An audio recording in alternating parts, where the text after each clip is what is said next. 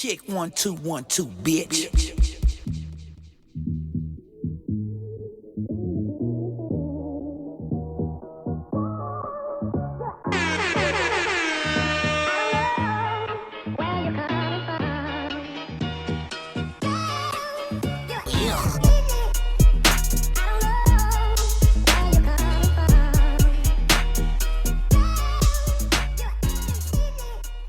What the fuck is up, people? What up? This is episode 213.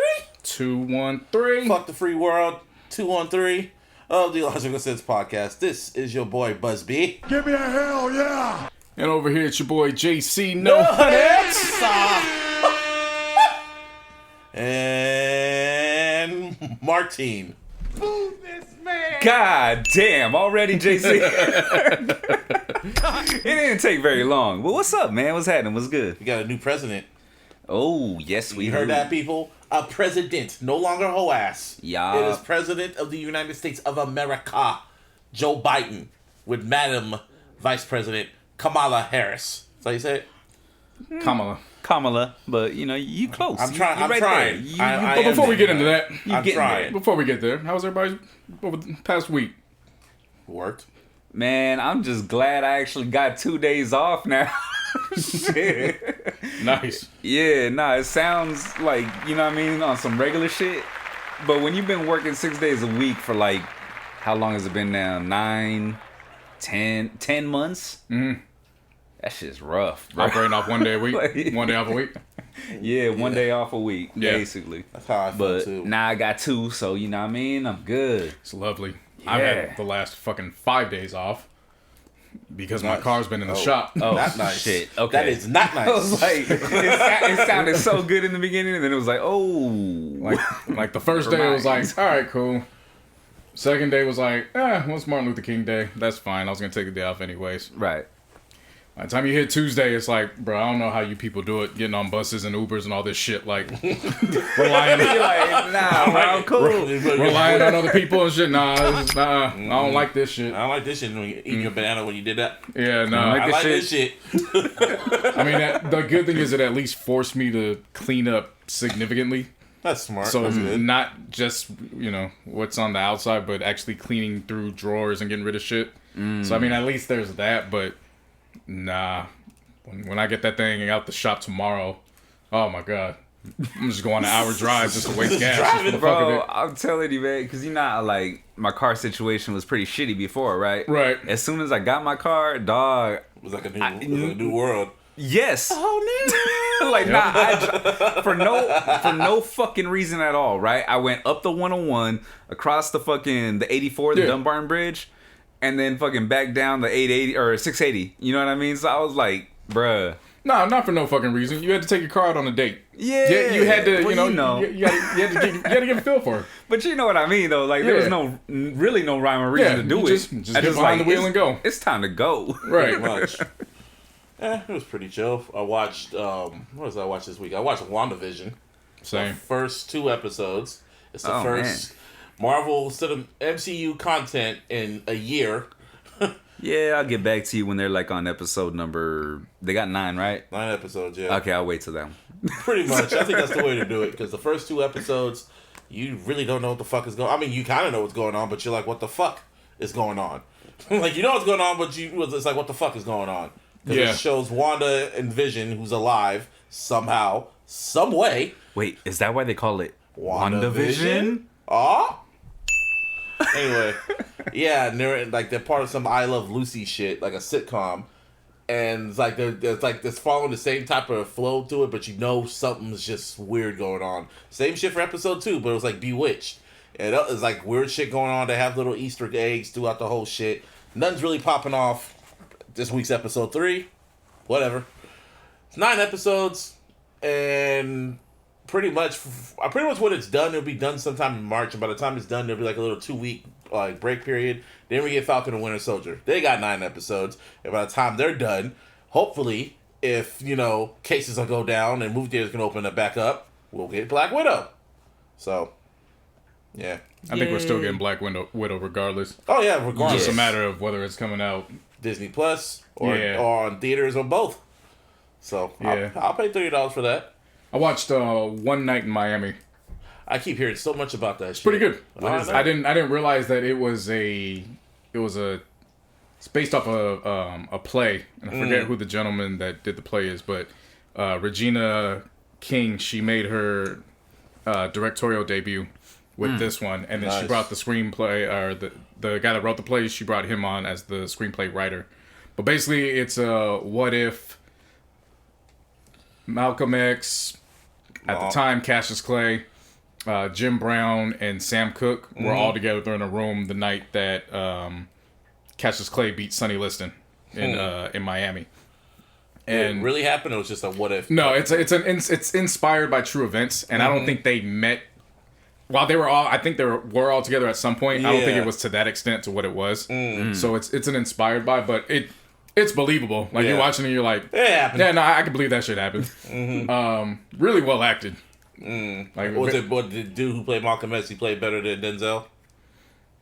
Come on, man. It's no comparisons because the Malcolm X film was about Malcolm X. They're In this all film, like- it's less than 2 hours, and I you're heard- sharing it with 4 different. I heard old boy who played. Big personality. I heard Yeah. old boy who Yeah. played Muhammad Ali did a better job than Will Smith. Yeah, he was definitely more believable.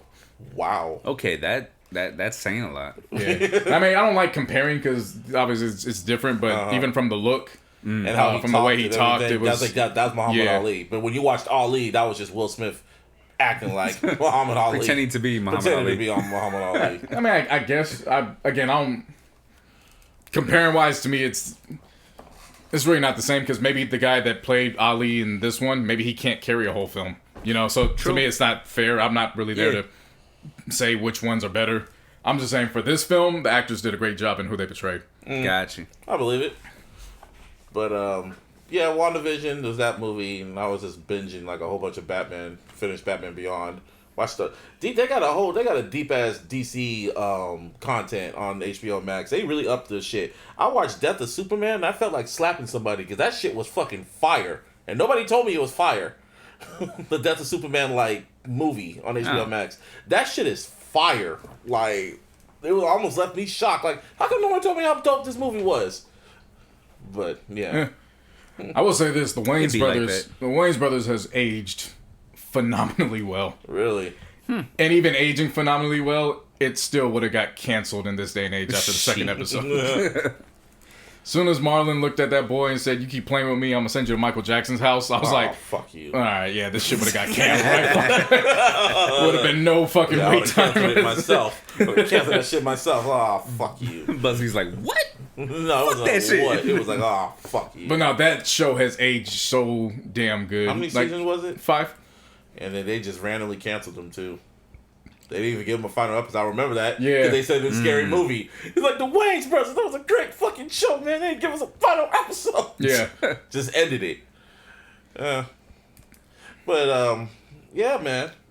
It's kind of a slow week, you know, because everyone was holding their breath to see what that whole ass nigga was going to do. And what happened? He couldn't do shit. So, yeah, he left early this morning. Thank God. Rode off into the sunset and had his little farewell speech. Good riddance, you bitch ass nigga. And, Jump Off Joe Beasy is the 45th president. 46th 46th president yep. of the United States of America.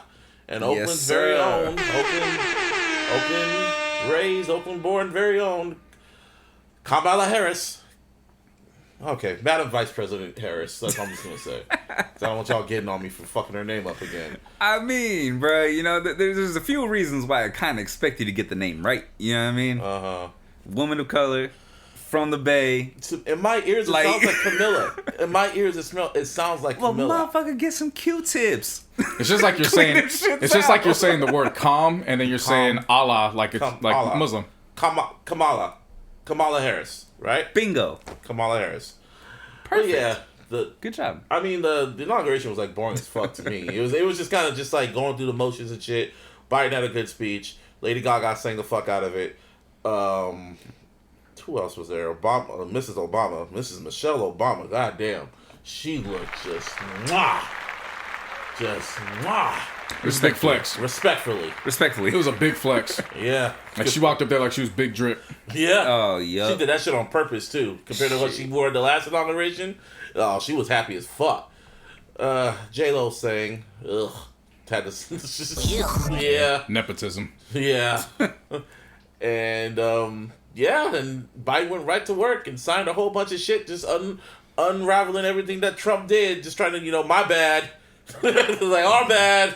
Just like let's just fix this shit real quick. Let's just fix all this shit real quick. We need how many executives? 17? Oh, okay. I'm gonna sign off on all that. Sure. And he didn't even take a picture. He didn't even take a picture. You know how every time Trump signs an executive order, he just holds it up for the photo op? Oh, yeah. He didn't even do that shit. He just signed it and went to the next order. Well, signed man, it, next order. That's the difference between somebody who's, you know what I mean, a social media, personality, and somebody who's, an actual, actual politician. Exactly. And now we can follow someone who does their job properly. Yeah. You know what I mean? It's kind of night and day on the differences there. And now you can follow the POTUS, and the VP and the FLOTUS. You can follow those again because they changed their avatars, and I'm like, thank God.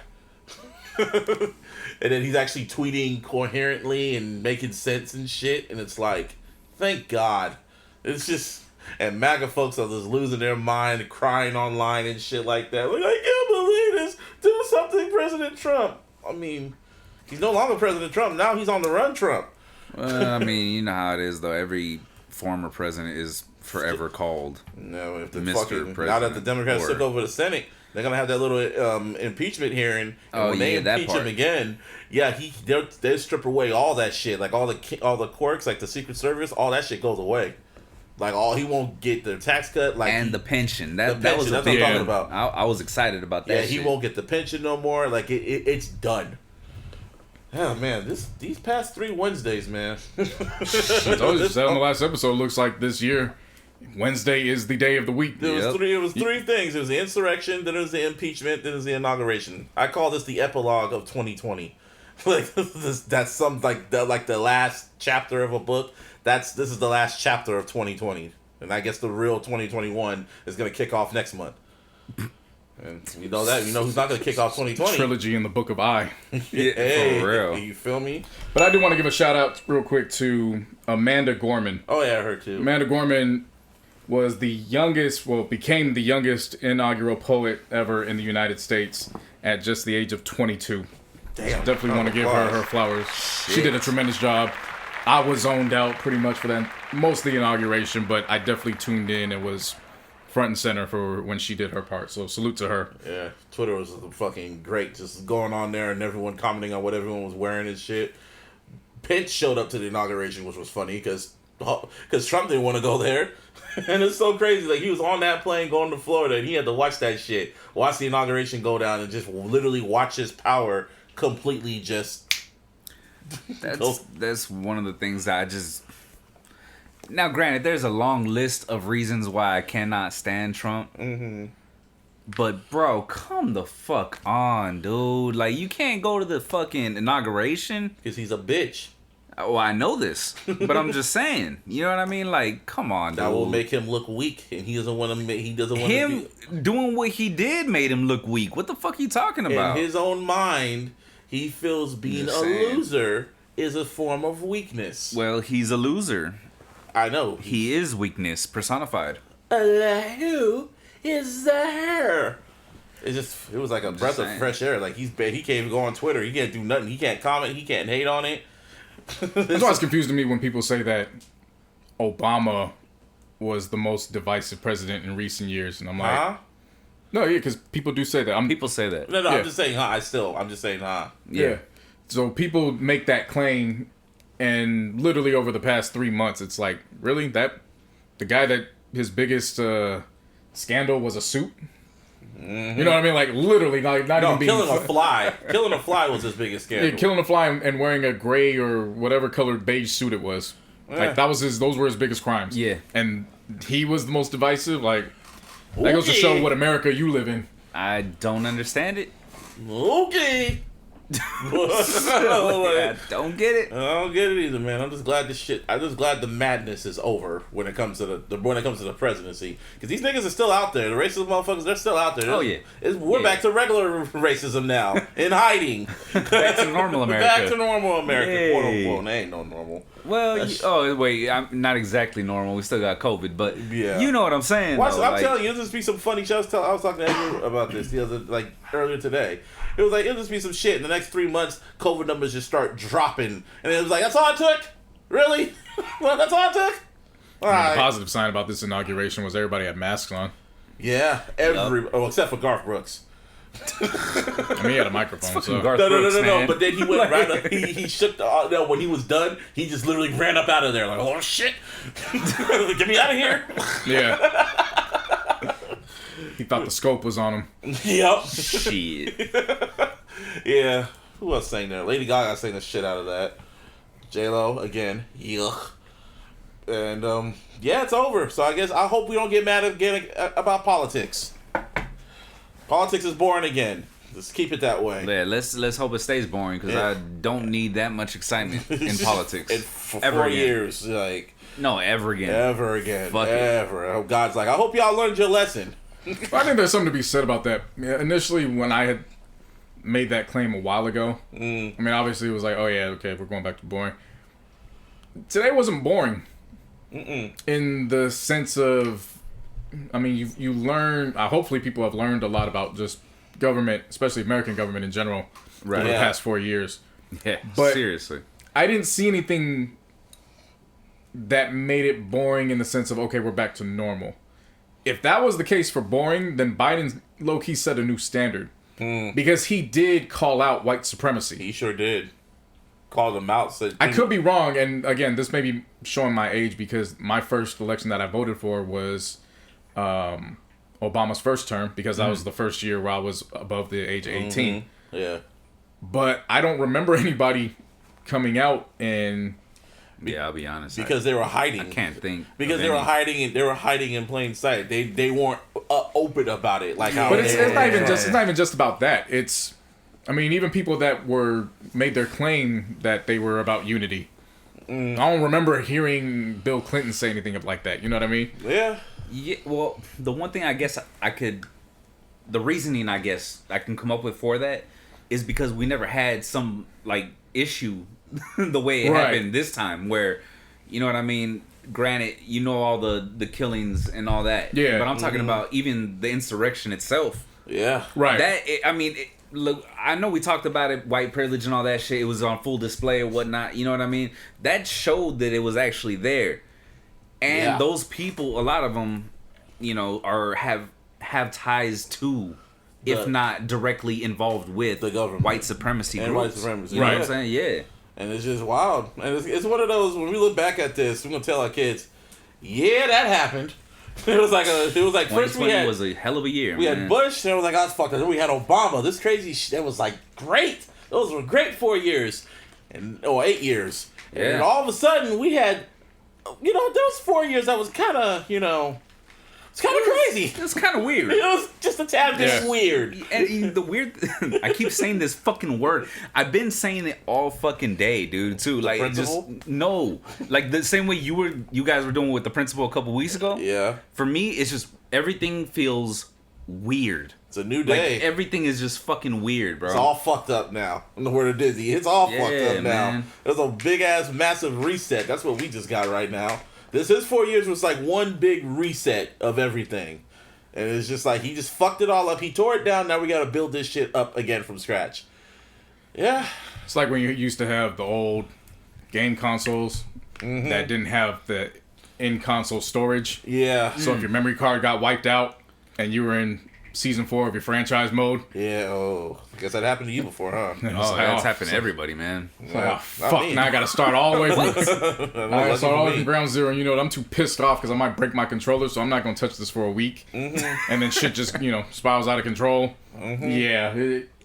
It has that feel where, you know, I know some of you kids don't know that type of pain. Yeah. For real. Yeah, because now, you know, shit just saves automatically for Yeah. you motherfuckers. Yeah. We gotta actually pause the game, go to manual save and shit. Because if we don't save and we turn it off, we could forget like, oh shit. Yep. That's what it kind of feels like. Just checkpoint. Like yeah. Let's try this again. You just saw Obama. Obama looked relieved. Obama, Barack and Michelle Obama just looked relieved. Just like, yeah. So don't ever try to get us to talk again about this shit. Like we done. That's kind of how it looks, man. That's how it feels. They look like relieved. Like now we can go on vacation. Now we can chill. Shit. Yeah. But it's over now. We got peace, and now we have peace. To be continued. No. Shit. Yeah. Well, we gonna see. Well, yeah. Speaking of, we gonna see, and you gonna wait. You gonna wait on it. Drake went on his Instagram because we thought that his album Certified Lover Boy. He announced that it was gonna drop in January. So he's gonna start the year off. Guess not. He went on his Twitter. Because we got like one more week, and he went on his Instagram and said that since he had. Well, I'm gonna read it to y'all. Yeah, please read that shit word for word. Please do that. You sound mad, Martine. I'm not actually. He said, "I was planning to." He goes on Instagram because it was like right after the inauguration was over, so he waited. He said, "I was planning to release my album this month, but between surgery and rehab, my energy has been dedicated to recovery. I'm blessed to be back on my feet, feeling great and focused on the album, but Certified Lover Boy won't be dropping in January. I'm looking forward to sharing it with you all in 2021. Okay, before anything is said, Chris Tucker, please. What kind of shit is that? Thank you. That pretty much summed up my reaction.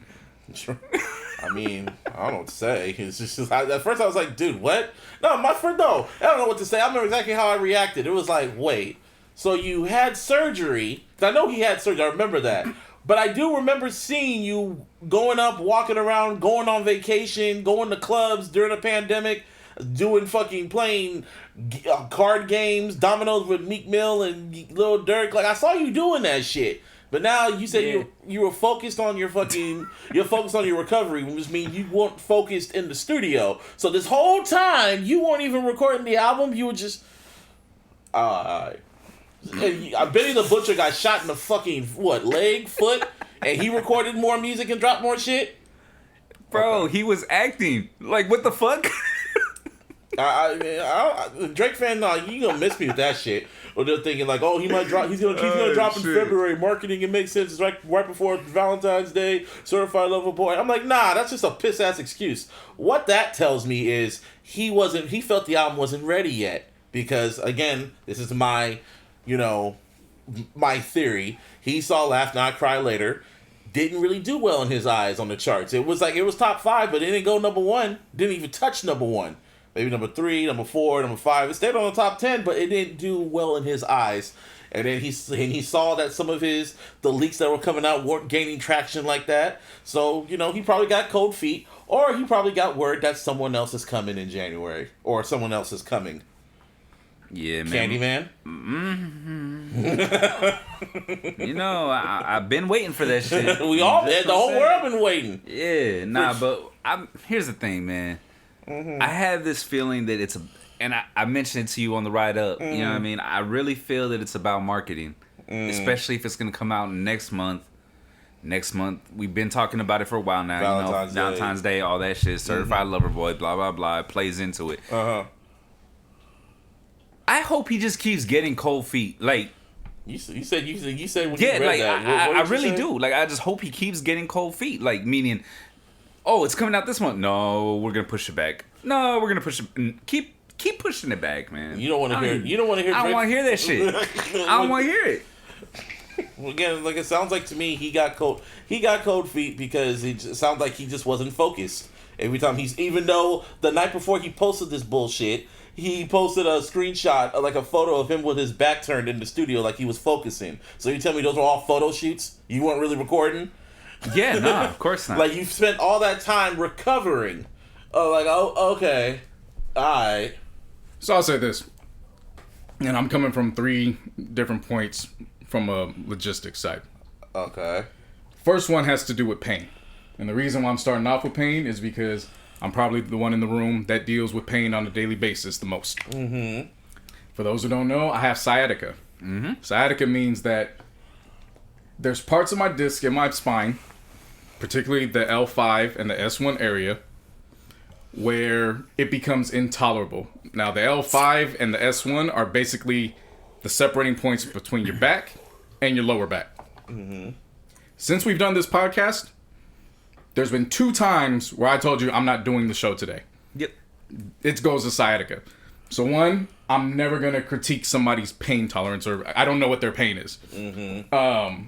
That would be hypocritical of me, because with sciatica, some people would think, oh, it's just your back, it's sore, you getting old, man. I tell people straight up, don't make any jokes about my back. Because there's been times where I've wanted to put a knife in my back just to rip, like, that's how it feels. And I'm not saying that Drake is close to surgery. He's had his recovery part, but who knows? Maybe there's a slip along the recovery process. You were saying that he was playing dominoes and he was doing all that, but that doesn't have anything to do with moving. You're literally seated. Yeah, you ain't really moving. So that doesn't tell me much. You know what I mean? Like, he still went on vacation and shit. And I went to Las Vegas when my back was killing me. Okay. You know what I'm saying? So you can still do stuff, but it doesn't mean that you're not in pain. You bring up Benny the Butcher, but Benny really hasn't released music. He released the album a month before he got shot. And the music he has released, he did a couple songs on a soundtrack. He did a song for the Bills, but in the whatever the trailer, the video for the Bills, he's sitting down because he said that his foot doesn't work right now. Mm-hmm. Yeah, you know what I'm saying. But that was one of the issues I had with Drake, is because, bro, you're recording. What am I doing right now when I'm recording? I'm sitting down. You know what I mean? Like, right, but even then, that could take you out, because I don't know what his threshold of pain is. It was on his knee, apparently. So that affects you too. Even when you're sitting down, that could affect you. One day you feel good. If you can't handle the pain, right. One day you feel good. The next day it's fucking, you're miserable. You know what I mean? And that'll take you. That takes you out of the zone, even regardless of what you're doing. I mean, again, I'm going off of myself. I do a podcast once a week. Yeah. And there were 2 instances where leading up to that, I'm like, fam, I'm not doing this. Like, I physically, I'm in pain. I'm not going to do this. You know what I'm saying? And I don't have a schedule like he does. So that's just the first part of it. The second one I go to is the business side of it. See, a lot of people keep responding to what Aubrey Graham does, and they don't respond off of the bigger picture of Drake, the brand. So the idea of, okay, well, he's getting cold feet. Well, fam, who the fuck's he getting cold feet? Who's dropped so far? Nobody. So how do you get cold feet? I don't know. Probably. Well, you know what I'm saying? Like, but the reason why he's talking about cold feet was because the singles that he put out hadn't really hit the way he expected them to hit. Meaning they're not on top of the charts. They're not dominating consistently the way previous singles have. That's what he's talking about. Cold feet. Like, it's just like it doesn't have the same traction. And also, but there's also when Charlamagne came out and said, like, oh, it looks like the Drake era might be over and shit, which is stupid. But yeah. Yeah, but there's also reasoning for that too. You know, it's not like his songs just aren't sticking. That song was made for people to be outside. You know what I mean? That was an outside record. So the label probably looked at that and was like, if you got more in the tuck like that, no.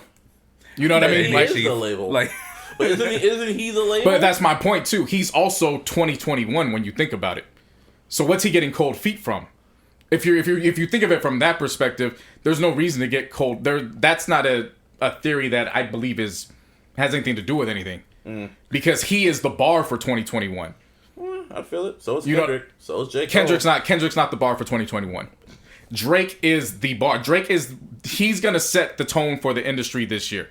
Kendrick might have better quality music this year. That's what I mean. But we're not talking about quality. You talk about the sales and shit. We're talking about who is going to put up those numbers. It's going to be Drake. Yeah. That's what I'm getting at. We're not talking about back to what he's saying though. Like, you know what I mean? Because he's getting the projection from what he got isn't what he's used to. You know what I'm saying? It's not what he's used to, but that could be hurting his pride, kind of, in a sense. In a sense. That's why it's just a theory. Yeah, it's just a theory. It's not what he's used to. It's not what he's used to, but at the same time, though. That's the thing. It's not what you're right. It's not what he's used to, but at the same time, COVID has hit everybody's. Yeah. It's not what they're used to. And someone also put like a theory on Twitter that I saw that maybe he has a bunch of big records that he wants to put that's specifically made to be played at the clubs and outside and probably in arenas and shit. but everything's locked up, and he's probably going. And that goes to my. That's exactly what goes to my third point. Mm-hmm. The third point is it could be a combination of the first 2 points. So when I think of Drake, to say, well, Benny the Butcher did this, I feel like you're just, if you're trying to get jokes off, cool. It was a combination of both. But if you're like if you're joking, that's one thing, it's cool. But if we're having a conversation about that, I'm not gonna rock with that because you're not even gonna put Drake in the same category as Benny as a type of rapper anyway. The part so what's I was the trying to difference? say is that he still recorded and still But found time. but what I'm saying is though, Benny got shot after his album dropped. So we don't know to what extent he was recording. He hasn't dropped an album's worth of material. He just announced, "Hey, I'm going to be working on an album with Alchemist." I'll also say this too, because this happened to me when I played football. Like someone on Twitter tried to be smart with me and say, "Oh, this is coming from someone who never got injured before." I was like, "Dude, I popped my fucking shoulder. I dislocated my shoulder when I played football and popped it back in and went right back out there like a dumbass. I was in pain, and sat out the rest, but I still finished the damn game. So I know how that feels." I still recovered. It took like a week or 2 or 3. But that just goes to my point where people have different thresholds of pain. Yeah, I get it. And even then, Yeah. you said like a dumb, like if you had something that was, let's say you had a scholarship, you're not going back in that game. Of course, You obviously. know what I'm saying? So there's something bigger at play than it's just, oh well, I just popped it back in. You could do like, it's bigger than that. I was thinking more of like when you're in the studio and you're just sitting down and recording. That's all I'm thinking about. I don't know what else. He's probably doing jumping jacks, probably exercising, probably doing shit. But if you're making music for outside, there's a type of vibe that you're That in with too. the studio. You know what I'm saying? It's not just about sitting there. Yeah, he could do that when he's getting his Chicago freestyle off, but if he's trying to get in the zone of I'm picturing this music outside of the studio, people bouncing to it, well, he's gonna bounce. Well, You know what I mean? And that's probably not the best thing for his knees. Granted, he's going around, he's vacationing all that, but that doesn't mean he's vacationing the way he, I don't know how he vacations. Maybe he could be bouncing around. Maybe music-wise, he needed to adapt. But that's neither here or there. Yeah, that goes back to what we said last year about him. Like, he doesn't have music for this type of environment. Yeah, he does. He can make it. But he's completely capable But of to it. continue on, But he chooses not to. But to continue on with what I was saying is Benny's not the type of artist that Drake is either. So to just say, he's in the studio doing that, well, we know Benny's not going to headline no arena tour. And that's saying that knowing that there's no arena, there's no activity going on. Yeah. It does not put it past me that Drake wouldn't rent out the spot in Toronto, not have people there, but do something live on a digital streaming platform, YouTube or Tidal. Or caffeine. Or caffeine, yeah, exactly. Yeah. Do a live show that has live sounds. Maybe when the music comes out, it gives his fans the opportunity to rap along with it. So as he's performing, it sounds like the crowd. That shit does not put it past me. And that's why I'm talking about Drake, the brand. They're not just thinking about the music that's going out. Yeah. They're thinking about the entire experience that comes with a Drake project. And that's where you can't say, oh, well, Benny got shot. Well, because Benny don't move like that. You know what I mean? Get it. Yeah. So there's no label backing with that. I think I was thinking strictly the music and all the other shit. I mean, I don't know. Maybe I'm just different because COVID pretty much made everybody adapt. So that's also probably one of the reasons why a lot of artists, big time artists, didn't drop. That's why Cardi didn't drop a project. That's why Kendrick didn't drop. That's why who else didn't drop? J. Cole didn't drop. They all had to adapt. So yeah, I mean, people are just still. Everybody's still figuring it out because everybody thought that at some point to start the year off. I would say even to start this year off. Okay, cool. I could go out on tour. And then they started hearing what's going on with the vaccines, and everybody was saying like, "Fam, you probably shit's probably not getting back to normal till next year, September at the earliest. If you're lucky, if we're lucky, you know what I mean." So when it comes to again, how you feel about the quality of his music is whatever. I'm not here to debate that. Yeah. But you got to acknowledge that there is an experience that the label and Drake himself, they sell to people as the brand of Drake. It's not just the music, it's everything that comes with it. Right. So even if when was his surgery? Back in December? Know. I don't even know. Probably somewhere around there. When did that announcement come out? It came out December. That's when that trailer came out, in like the end of in December. Yeah, so December. He shouldn't even drop that damn. He should have just kept his mouth shut. That's what he should have. But see, that's my thing. It's not about should have. He probably felt good at the time. And then as he's going, his recovery is, maybe there's a setback a week for 1 week. Hey, I'm not feeling it this week. I don't know what's going on, but it's bothering me. Yeah, you know what I mean? I just don't. And even if it's not physically, maybe mentally, because again, when you're recovering and you're in a pandemic quarantine, that's probably the worst situation to be in your big ass house. I'm physically basketball games. I'm physically recovering. He was playing basketball, but too. I'm separated still. You know what I'm saying? Like I'm quarantined to a certain extent because again, that dude was playing basketball too around that time period. I remember that. Yeah, just like an athlete that goes on the court a little bit too early, and then it's like, shit, I shouldn't have done that. Like you just said it. I just remember that. I just went in and I popped my shit in, but I shouldn't have done that. He's probably testing it out, feeling like he's on top of the world. Nobody can touch me. This is the same Drake that was hopping around on stage and tore his ACL. I do remember that. Yeah, so that's what I'm saying. Like, sometimes I see the jokes, and again, if it's all about jokes, then that's fine. It's whatever. But I see a lot of people saying, "Well, he's acting like he's an athlete." No, but he's an entertainer, like an athlete. He entertains for a living. Yeah, and he may not be playing a game, but we're not in the same situation where we were in years before, where you're going on tour, right? But a lot of what he does and around this album is going to require him to move. Even as I say that, even if it means him sitting down, that means you got to sit down for hours at a time doing interviews. You're not. No, but listen, when you get closer to the album, there's going to be maybe one big interview with Rap Radar, and then that's right. it. But you get what I'm saying. Like you have to. You gotta. That comes with promoting. I get it. So, no, and in some aspects, he actually moves.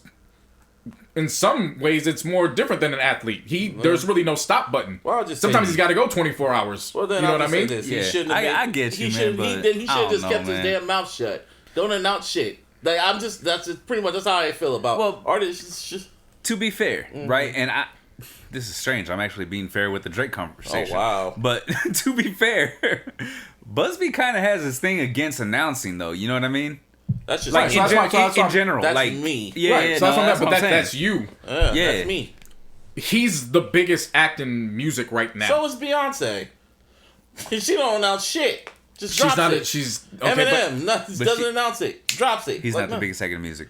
But you know what I mean. One of the biggest acts. That's what I'm saying. Okay. Beyonce's definitely up there. Beyonce's definitely up there. And this is not about Drake versus Beyonce. I know. Yeah. Drake is the in the industry right now. And we've seen it with the last two releases. I don't know. Think about it. We've seen it with his last two major releases. The last two? With Views and then Scorpion versus More Life.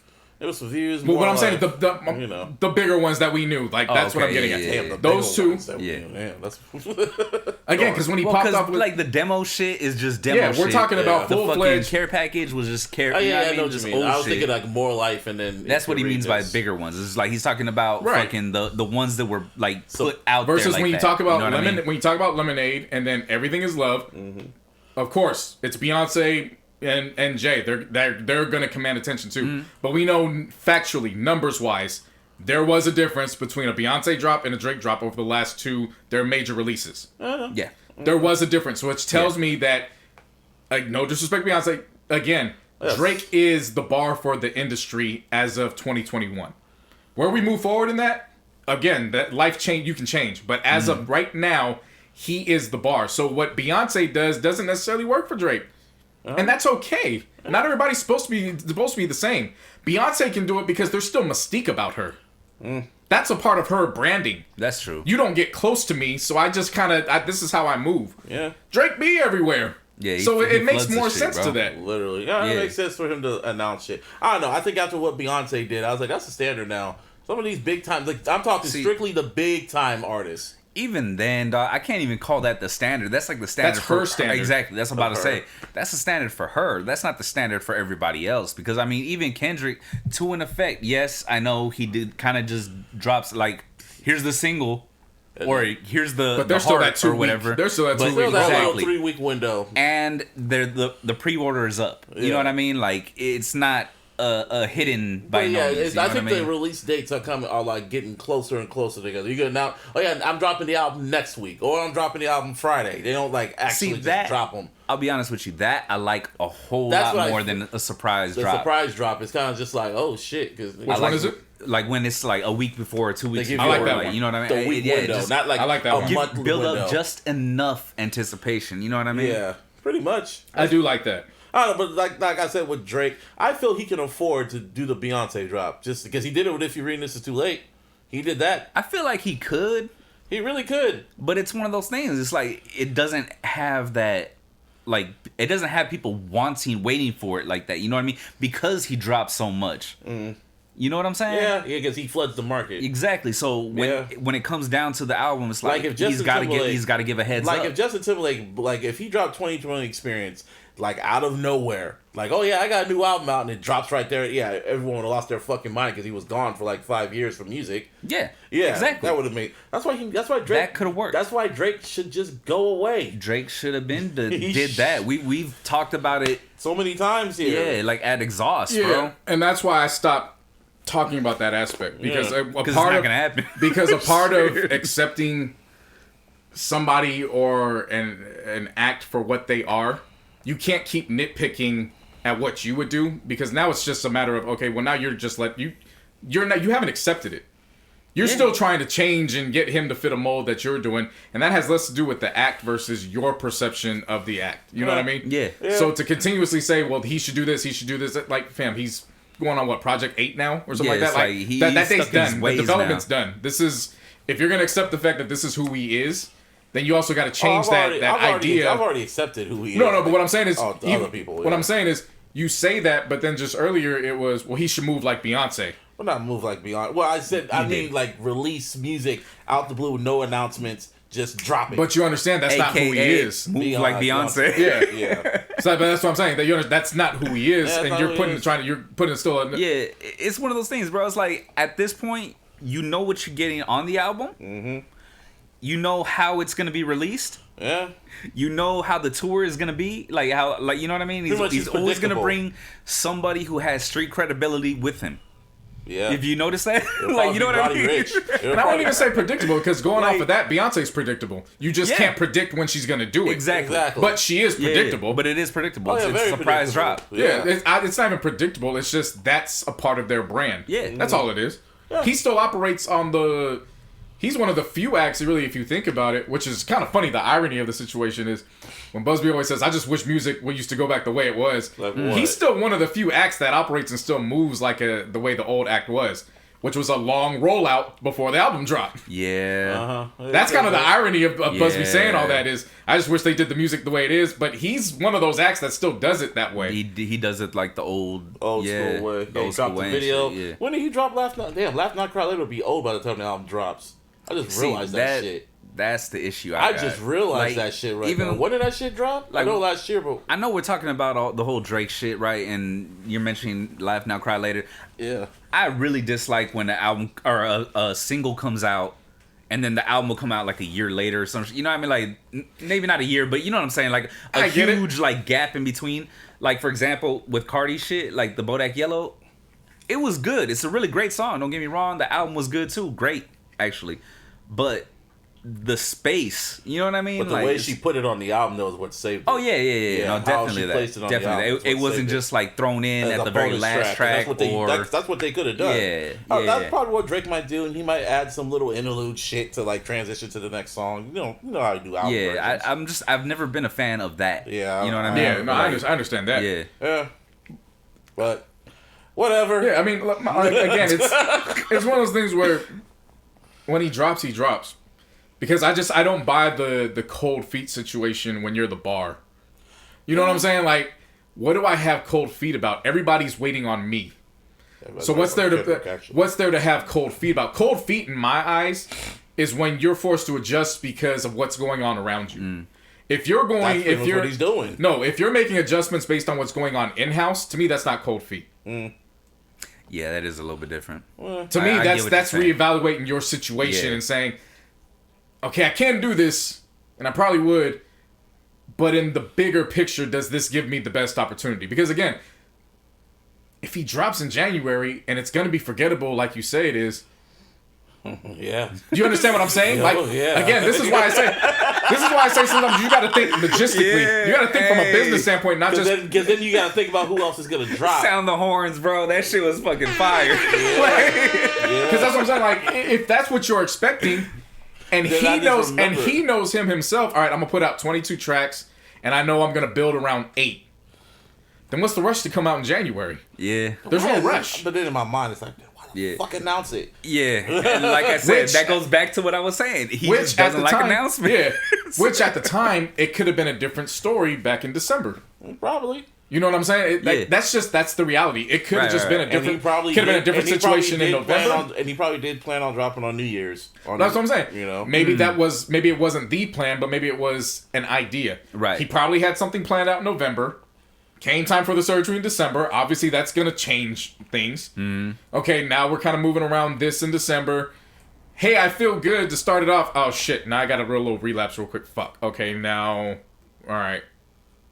You know what? Division, y'all got 4 tracks. Here, just put it out right now. It's an OVO release. Yeah. And he's not directly gonna drop next to an OVO release. Yeah. You see what I'm saying? So again, it's less about my challenge to just people and not just you guys. It's just people in general. You can always do the normal react off of your, I don't even want to say emotion, but just the idea of, well, this is what I would have done. Yeah. But I would like people to, in 2021, to think logistically in addition to what you would do. Okay, that's what you would do. Some of these athletes, which we'll get into later. Okay, now think as a front office player, what's in the best interest of your team, not versus, hey, we should get out here because if you don't get out here, Twitter's going to make fun of you tonight. Yeah. Or in Drake's instance, hey, well, you should drop because guys like Busby are just going to come make fun of you and compare you to Benny the Butcher. You see what I'm saying? Like, think bigger picture, like a business, like there's a business going on around it. I will say that you do definitely got a good point on that part. Definitely. Side note, fucking Biden has a statue head of Cesar Chavez in the Oval Office. La Raza. I'm looking at it right now. It's literally right. That's fucking dope. Like right there. Oh shit! It's a bust. Yeah. Yeah, that's tight. Right with all his pictures and shit. Wow. Damn, that talked is all that shit wild. about Mexicans. You promised the wall, I gave you Cesar Chavez. Somebody did this. Yeah, my jaw just kind of dropped. I was like, that's Cesar Chavez. Oh, Bro, wow. That's a trip, being that he's like from here. You know what I mean? Like literally here or not here, but you know what I mean. Here, like where I'm from. Wow, that's talked all that shit about Mexicans. Yeah, all that shit about Mexicans. Not only do I bring you Kamala, I bring you Cesar. No. But yeah, back to Drake. Oh shit! I hope, that was a good point, because the album can't be forgettable, and then someone else comes, Kendrick, or or Cole, or somebody, Roddy. and then Roddy, because let's keep it funky. Drake has never had an album of the year, period. Like, to us. Well, in some people's circles, he has. You always got to remember that. You know what I mean? Like, some people. I mean, it's never been like a consensus. Yeah, it's never been the consensus. That's what I mean to say. Yeah. It's never been a consensus, number one. He has never had the album of the year, consensusly. Only to like the hardcore stands and shit, he never has. And even when I look back at all the list of all the Drakes, all the times I've had Drake in like my top 10, the only time he got very close to my top 10 was Nothing Was the Same. Everything else is top 20, top 40. And I'm just like, wow. He had a 3-project run for me. The Take Care? So Far Gone. Yeah, So Far Gone. Take Me Later? Thank Me. That was right after Take Care. I would say Thank Me Later just squeezed in 10, because even though it had some good ones in 2010, if you really go back to 2010, it wasn't like... So what? So no way in comparison to 2011. And we're going to have some anniversaries for 2011. Like I said last 10 week. years. Yep. Yeah, So, yeah, I would, if I really went back and examined it, it wouldn't shock me if I did have Thank Me Later, like, right at 10. Mm-hmm. I wouldn't doubt it. You know what I mean? Right. It was actually a really well-produced album. Yeah. You know what I mean? So, yeah, I could see it. What is it? Thank Me Later. Take Care. Take Care. Take Care definitely, I believe, was in my top 5, if not 3. Mm-hmm. Just for the time frame. Like, it was, it was him. It was him really zoned in. None And was then I the would same. even say nothing was the same. Really, it's 4. Nothing was the same. Was in my. I think it was in my top. in my 5. top- It was in yeah, my it top was around 5. there. But Pusha was like number 3. I remember that distinctly. Even I was shocked. Shit, it could even be. And You know what? It could even go to the next one if you're reading this is too that late. was Even like though I had to 14. grow, even though I had to You grow on it. hated it. Right, Yeah. It took you I've come. Yeah, years. no, it took me years. Like but- me liking Tariq. Yeah. You hated that album the same way I hated Tariq. Well, no, I didn't hate. So here was my situation with that because I think I made it. You made it clear. I mean, you made it clear on the show. Yeah, I made it clear. It wasn't so much that I didn't like the album as much as it was. Remember when it was being marketed? It was like A mixtape. no. It was okay. This is his loophole to get out of Cash Money. Yeah. And at that point, I was like, oh, okay, cool. Then I know what he's doing. Like, cool. A for effort. Like, Yeah. the musically, it's not hitting me, but shit, you get an A for like. That's Yeah. a great ass fucking loophole. Yeah. But it was the response to it where people were like, oh, this is the best thing ever. And I was like, wait a minute. No. No. These are, these are some records that are, and again, it had to grow on me because it was the first time you had somebody like him that was jumping on those trap sounding beats, which I'll be the first one to admit I didn't like it at the time because that was, something brand new I wasn't used to, especially that from Toronto Drake. sound. I was thinking he Yeah. was gonna follow that with an R&B joint. Yeah. So, that goes with that. I'm not gonna lie or be, try to change history with that. That's where my thought process was. So in hindsight, looking at it, he probably did have a run where those projects were top 10. Now that I'm naming them off. And obviously we get to views. Maybe I got to go back to 2016 as times has aged, because even though I have said views is mid, I will be the first to tell you, there's something about it where I consistently go back every few months and I play it through its entirety. It's winter weather. It's winter music, pretty much. Right. Winter, fall music. Yeah, it was. I don't have a problem with the album either. It's just typical Drake. Yeah, like we said, it's there. It's there. It's there because of the expectations that people put on it. Yeah. But for when you take that out and you listen It's to a it, typical Drake album. but it's not bad either. Yeah, that's it's not what I'm bad. getting at. Then you get to More Life. I still enjoy More Life. Yeah. So I mean, really, when you get to Scorpion, And that's where when it it's yeah, right.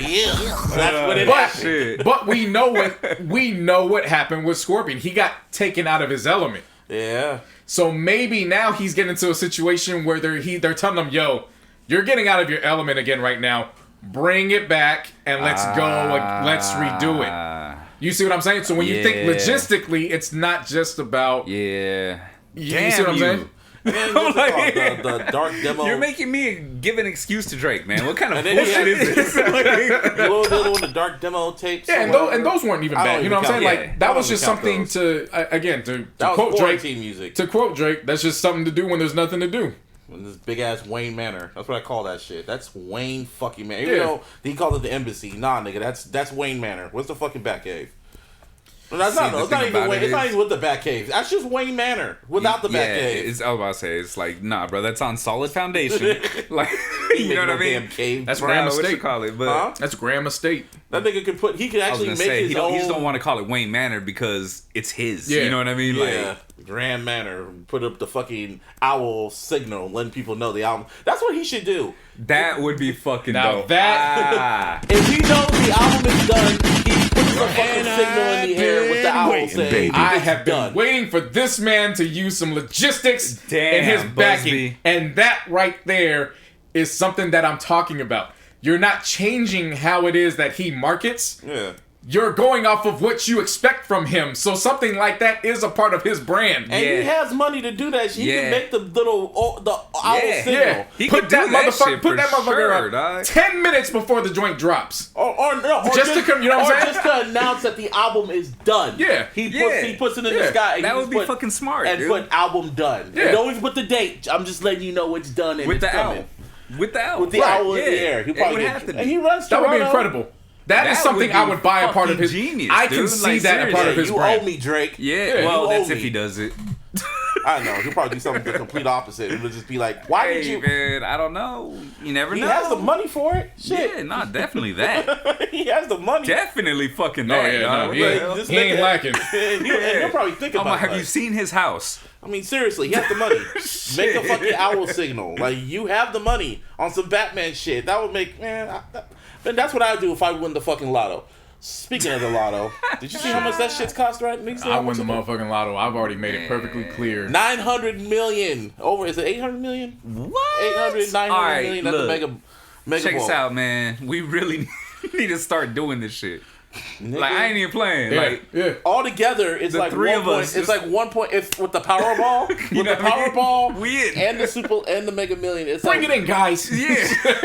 shit, 1.7 billion if you win it both at the same time. And if you want to get shits and giggles, win the California Super Lotto, which is like what, 11 million, 12 million, or whatever. That's a lot more million than I got right now. Yeah, really though.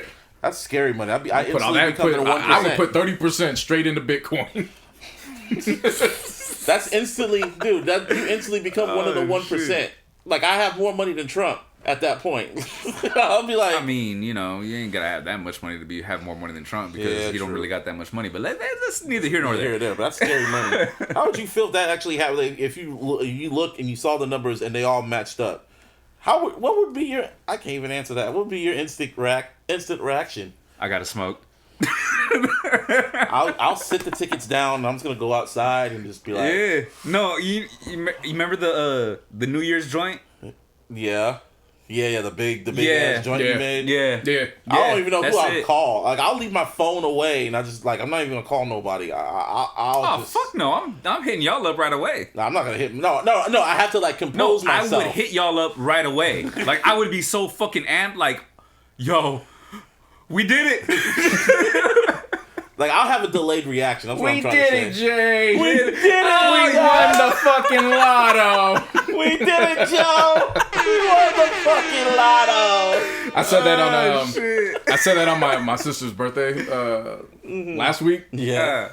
I was making a joke. I was like, whichever woman is gonna end up having my baby, I'm gonna make her tell me that way. We did it, Jay. You're about to be the father of my unborn child. Oh my God. We did it, Jay. Oh, shit. Oh, shit. Nah, if I saw those numbers, I would immediately come home and I would go to sleep. Don't blame me. I'll do Like, the same shit. and people. But see, that's the thing though. Like, for me, like I said, I would smoke. Like Right. legit, I literally mean that. I would roll one up, sit back, just smile. You know what I mean? Like, relax. I say that I would go to sleep because there's no clocking in at my job anymore. Yeah. yeah. Because now my mindset is I'm gonna need some rest because now I need to really concentrate on entrepreneurship. So I'm going to sleep for a week. You know what I'm saying? I'm going to wake up, allow my body to bypass, Honestly? fluids and waste, eat, say I love you to the fam, but for a week, Not say shit. I am going. Don't let it be in during NBA season. Oh boy, I'm waking up solely for Lakers games and I'm going back to bed. I am sleeping for an entire week. For me, I want to keep working just to throw the scent off, especially if they go on the news, because they go on the news like, oh, someone from San Jose won the lotto machine at this spot right here, and I'll be like, okay, I'm gonna go to work. I'm gonna start going to work. I'm gonna keep going to work. I'm gonna show up late. I'm gonna show up You late. gonna go to work with a big ass smile on your face. No, I'm gonna act like everything's cool. Must be got some. No. I'm gonna act all cool. I'm like, damn, y'all heard about the lotto? Damn, that's crazy, huh? Yeah, crazy, yeah. I'll just take my sweet ass time at everything. Listen, man. I'm gonna keep collecting money, and then all of a sudden I'm gonna stop just showing up. See, the more Just the more stop and showing more, up. Yeah, right. Just Nah, stop. but the Like, more I'm and sick. more you guys are talking, the more and more I'm starting to think and shit, right? And I'm like, this is gonna sound ridiculous, but this is exactly what I would do, just because the type of person that I am and the type of business that I want to get into. You know what I'm saying? Yeah.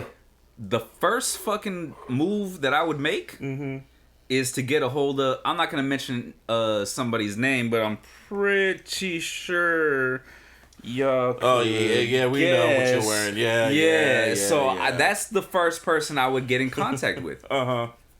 Ain't no doubt about it, because like I said, y'all know the industry that I would love to get into. Yep. And now I have the funds to. Shit. Yeah, no, that's exactly what I'm saying. Like, that's just because I leave my job, it doesn't mean that I'm announcing anything. Yeah. It just means I'm going to sleep for a week. like I want to make that perfectly clear. I'm not here to say, no, I'm quitting and I'm telling everybody we made it. No. Like Dave Chappelle. That shit's not happening. Yeah, same here. I ain't telling y'all. Nobody ain't gonna know a damn thing. Yeah. I'm gonna start talking to females a little bit. Like, I'm gonna be a little bit more brave. Like, A little all bit. of my closest loved ones know the text that they are going to be expecting to get. Busby and Martine included. We've already discussed this off air. Oh, yeah. They know what text that would be coming. In addition to shut your mouth, don't say nothing. It's business as usual. But this is the code. Yep. You know what I'm saying? Word, I word. already have it. I already have select loved ones where that's what it's going to be. Okay. I'm going to talk to you next week. Leave me alone. I'm going to bed. I won't even bother you. Like I said, I would probably do the same shit. I would be like, I'm gonna probably tell, like, who would I tell? Like, first my family, then y'all. Once I get that code word, Yeah. I'm rolling up. I'm like, y'all need to keep going to work. But I got y'all. Right. It's very simple. Yeah, but I got y'all.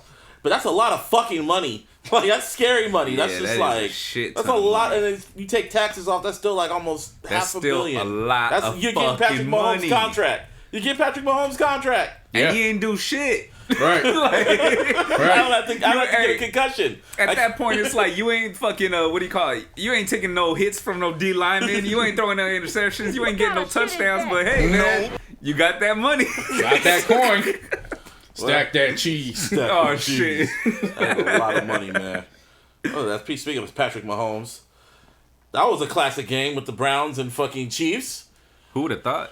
I mean, hey, man. Browns and Chiefs, man. Like, Yeah, saying that out loud is still wild to say. Fuck. Patrick Mahomes Chiefs, doing Patrick yes. Mahomes thing. Patrick Browns, Mahomes. no.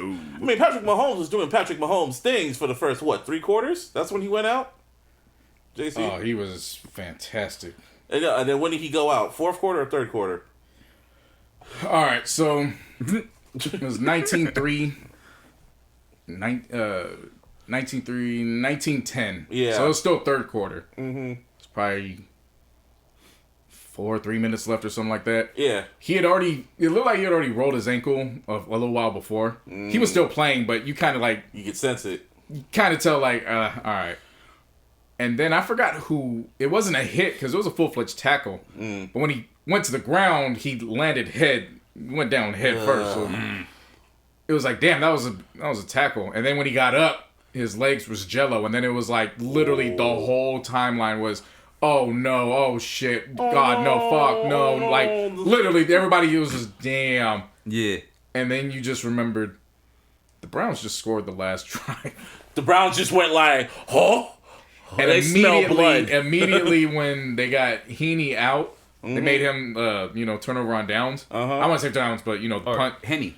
Yeah. They got him, they punt the ball. Yeah, the next drive, the Browns went down and scored, and at that point, you're like, oh, shit, this is going to happen. Because the night before, after Buffalo had beaten the Ravens, I was like, yo, Chiefs and Bills, that's the breadwinner. Yeah. There's just something that feels different in the air where I don't know if we're going to get... I don't know if that's, guaranteed. Yeah. I don't know. Again, I don't know why I said it. It wasn't... feeling. Yeah, it was just... And then when they scored and it was 22-17, I was just like... Oh, yeah, 2021, the remix. You can't bet on anything this year. I told you, all bets are off. Yeah. 2020's all bets are off. But to Chad Henne's his credit, he showed he's a vet in the NFL. The Browns' last drive, whoever called the plays, I've never really called for a man's job, but that man needs to be fired. It was, I couldn't even put it on the players. It was all play calling. It was some of the worst play calling I have seen for playoff standards. Now, granted, the Browns are new to the playoffs, but I was noticing with Browns fans that this wasn't anything new. This shit had been going on all season. So it wasn't like they just got there and it was a brain fart. Like, some of their games that they lost were actually because of the play calling down the stretch. And you got 2nd and 6 on your own 29, I believe, on that final drive. All right. And they hand the ball off to Chubb or Hunt, and there's no gain on the... So now you're 3rd and 6. Now you got to throw the damn ball. So now you become predictable. Now, granted, they got bailed out because of a penalty, but you see what I'm saying? Like, Yeah. now your offense becomes predictable to a team that is coming off of a Super Bowl. They're known to be predictable because they run the ball. The smash mouth football, right? So they run the ball a lot. But even then, what I'm saying is... Even then, you got Baker Mayfield, bro. Like, you know what I'm saying? Hey, I saw the highlights of that. Baker was balling his ass off that game, man. He showed his ass. He did get interceptions, but he was balling. I mean, once again, though, that's Baker Mayfield. Exactly. You know what I mean? Yeah, but then... That's crazy. But then I saw, because I was at work and I was missing pretty much the majority of the game, but I made sure my break happened literally in the last 2 minutes, leading up to the last 2 minutes. And I watched it on my phone with my coworker. It was that last play when, what's his name? What's the boy's name, the quarterback that ran it? Chad Henne. Chad Henne fucking ran for third and 14. Yeah, so again, this goes back to the play calling. Browns did what they were supposed to do. Myles Garrett went in, got a sack. Mm-hmm. They don't have any more timeouts, but it's closing down to the 2-minute mark. Yeah. So you're in good position to get the ball back with a decent amount of time. Yeah. That play kicks off, and I'm like, there's nobody on the right side of the field right now. There was like prevent defense? I wouldn't say prevent, but they were all on the left side of the field. Oh, no. So when Chad Henne, whines, sees it and comes to the right side, I'm like, oh, that's game. And somehow, some way, it ended up becoming fourth and inches. And then that's when you got to give the credit to Andy Reid. Andy Reid showed balls on that play. I didn't expect that. Yeah, think of the Jets back in the day. You know what I'm saying? Or was it the Jets or the Dolphins? What do you when mean? it looked like they were going to spike the ball, but then they ended up throwing it in the end zone. They won the Dolphins. Game. The Dolphins. Yeah. So think of that. It looks like they're just trying to get the Chiefs or the Browns offsides. Yeah. And then they're going to call a timeout and come back out. Right. And just when you think they're about to call a timeout, Shannon takes it, and throws it to Tariq Hill. First down, the game's over. Blouses. Took their souls. Yeah, no, that was an Andy Reid. Like, oh, you're a Super Bowl. You're a Super Bowl coach now. Yeah, that's crazy, man. And, and then after it happened, you saw him go. He took out all. Oh yeah, I'm sure he did. Get that cheeseburger. But it goes back to what I was just about to say. Like, he's had that stigma. You know what I mean? Where he always makes the wrong call and shit. Right. Like that's why until last year. That's why him winning that Super Bowl was major for him. That was huge for him. Because if they would have lost that shit to us, oh man, there would have been a dialogue about Andy Reid. Yeah. Oh, there would have been a dialogue. Well, not even a dialogue, but a re-dialogue. Oh, you know what I'm saying? Because this shit it's been in talks. Like, it's been one of those things. Like I said, in NFL circles, it's like Andy Reid can't make the right game. No, he can't make the calls. Or he suck at what's it called? Time management. Yeah, that part especially. That part especially, man. Yeah.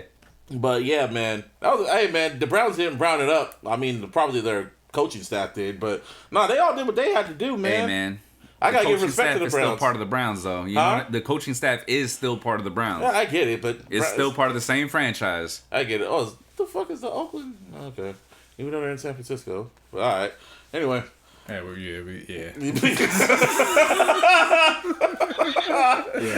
For the listeners, like we realized that the Cavs beat the Nets and the screen was empty. I was like, let me put on another game. So I went to the Warriors Spurs game just off the fluke, and you guys should know by now that the Warriors debuted their Oakland jerseys and their Oakland court, but they're in San Francisco, and I made sure to put on Twitter. It's like the FBI saying Happy Martin Luther King Day. That's what they did. Ooh, shit. Like now you want to celebrate Oakland. All right. Okay. Yeah. That's kind of, What kind of shit is that? They did have those town jerseys while playing in Oakland. Man, they started them. Man, if they don't go into Oracle and just play the damn game.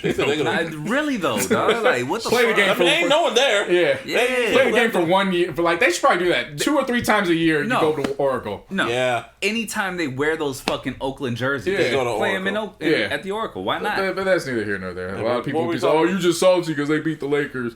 Dude, that was Tuesday or Monday. Anyway, back to the game. Like, Browns, whatever. Yo, they played with house money. They did a good job this year. They did. Yeah. Now, are they gonna be like that next year? We'll see. Because Odell's gonna be better, but they don't even need Odell.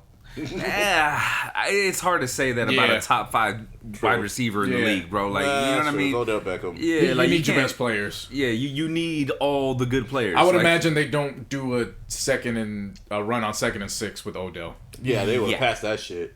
or some type of trick play, Right. or something. Right. You know what I mean? Like, you feel more fluid with him. Man. And then meanwhile, the playbook is huge Right. at that point. And meanwhile, the Rams are who we thought they were. Trash compared to Aaron Rodgers and the Packers, because I watched, I think the first quarter, and I was seeing how Aaron Rodgers was playing. I'm like, oh no, Rams. Oh no, this ain't it. I was like, y'all don't got the Ram power to stop Aaron Rodgers, no pun intended. Yeah, I got no shame admitting this. The whole household is cheeseheads for the remainder of this playoff run. I don't blame you. I don't blame you. Yeah, I get it. No, it's time for my young bull Devontae to get that ring. Like it's time. Yeah, he went out. It was him, Jalen Ramsey, and I love what he told Jalen Ramsey. I don't know if you guys saw the quote on what he said. What you doing? Nah. He went up to the line and told Jalen Ramsey. He said, "Hey, I'm not them receivers you used to covering. So follow me all night and let's give him a show." Damn. And he gave him a Yeah. show, all right. Yeah, He like caught them balls. I love that shit. 7 receptions for I think 60 or 64 yards in a tug. Mm-hmm. Yeah, no, he held it down. It was funny because my mom is the type where she don't play about. When I say she don't play about her kids, that also extends to her village kids. You know what I'm saying? Because again, knowing Devontae since him and my brother played Pop Warner together, so that's extended fam. Yeah, for sure. And the way my mom was talking that trash on having Devontae towards Jalen Ramsey during the game, it was like, oh no, we here. Yeah, no, it's good. Yeah. So yeah, no, the Packers. This is their best time to do it because it's not just them offensively. Defensively, they are a unit as well. Are. So I think this is their best window to go out and get it done. I think in a nutshell, they wanted to go against that healthy Niners. They wanted that revenge, but they didn't get it. So I don't even think that. I don't know. I'm just saying that. Yeah, I really don't think that they wanted that. Yeah. Like, why would you want that? Because they were perfectly fine going through a dissimulated That is true. 49ers. Yeah, they were fine, and Seriously. we still abused them. Yeah, good point. That's a ding for you. That's a Nah, ding. they came in one. What? No, I'm talking about when they faced us in the NFC Championship. Oh, I'm talking about like week 7 this year, or Oh yeah, whatever of that course, when Thursday we were night trash. game was. Yeah. Of course when we were trash. Yeah. Yeah. It don't matter. Anyway, But I'm saying full health, I don't think they wanted that. Oh no. I don't think they wanted Oh that. no. Well, maybe they did, but because No, we weren't JC, even in, they didn't want that. but because we weren't even in the picture, there wasn't like, oh, well, we got like, yeah, oh, I would love to no, play. for Nah, sure. it was like, okay, cool, we would have, but they ain't in the picture. I know it's just a joke. I just gotta talk my shit though, JC. But you gotta stop thinking like a fan and talk No, with logistics. like Caesar. Logistically. I'll bring back Arnold. I used to know. Anyway, Yeah, so we got Aaron Rodgers and the Packers, and for the first time in their history, Aaron Rodgers versus Tom Brady. that is gonna be A trip. yeah, because man. the Like, Bucks what had the fuck? We gotta talk about what the Bucks did. They just embarrassed Drew the fuck Brees. They four I wouldn't turnovers. say. I'm not gonna say that they embarrassed him because He embarrassed himself. Yeah. Yeah, exactly. He embarrassed and not himself. only that, but I mean, he's had that type of game before. During the playoffs. No, I'm just saying in general. Like he's had that type of game. Oh before. yeah. What I will say is they definitely forced him into retirement. Yeah. You know what I mean? Because they took control of that fucking game, and that was that, bro. Yeah, Like, but and then Tom Brady was just doing Tom Brady things. yeah. Yeah. You gotta give credit to that Bucks defense. Oh yeah. Yeah. When I saw Michael Thomas's stat line after, I was like, wait, No receptions, right? Wow. no Yes. receptions, Nope. no yards, Nope. no touchdowns. Nothing. Trash. Fat zero. Fat So somebody donut. went on Twitter and they was like, hey, they tagged the Saints fan. And they was like, can you explain to me why Michael Thomas got the same stats as Juju? Damn. God damn. And I was like, damn, because Juju didn't play. didn't They even gone. They didn't even play a play. game. Shit. So who Yeah. y'all picks this? Who y'all picks this weekend? For the Well, my NFC? heart was broken when Lamar Jackson went out the way that he went out. Madden Curse got him. I wouldn't even say it was Madden curse. The scent of MAGA was all over that Yeah. celebration.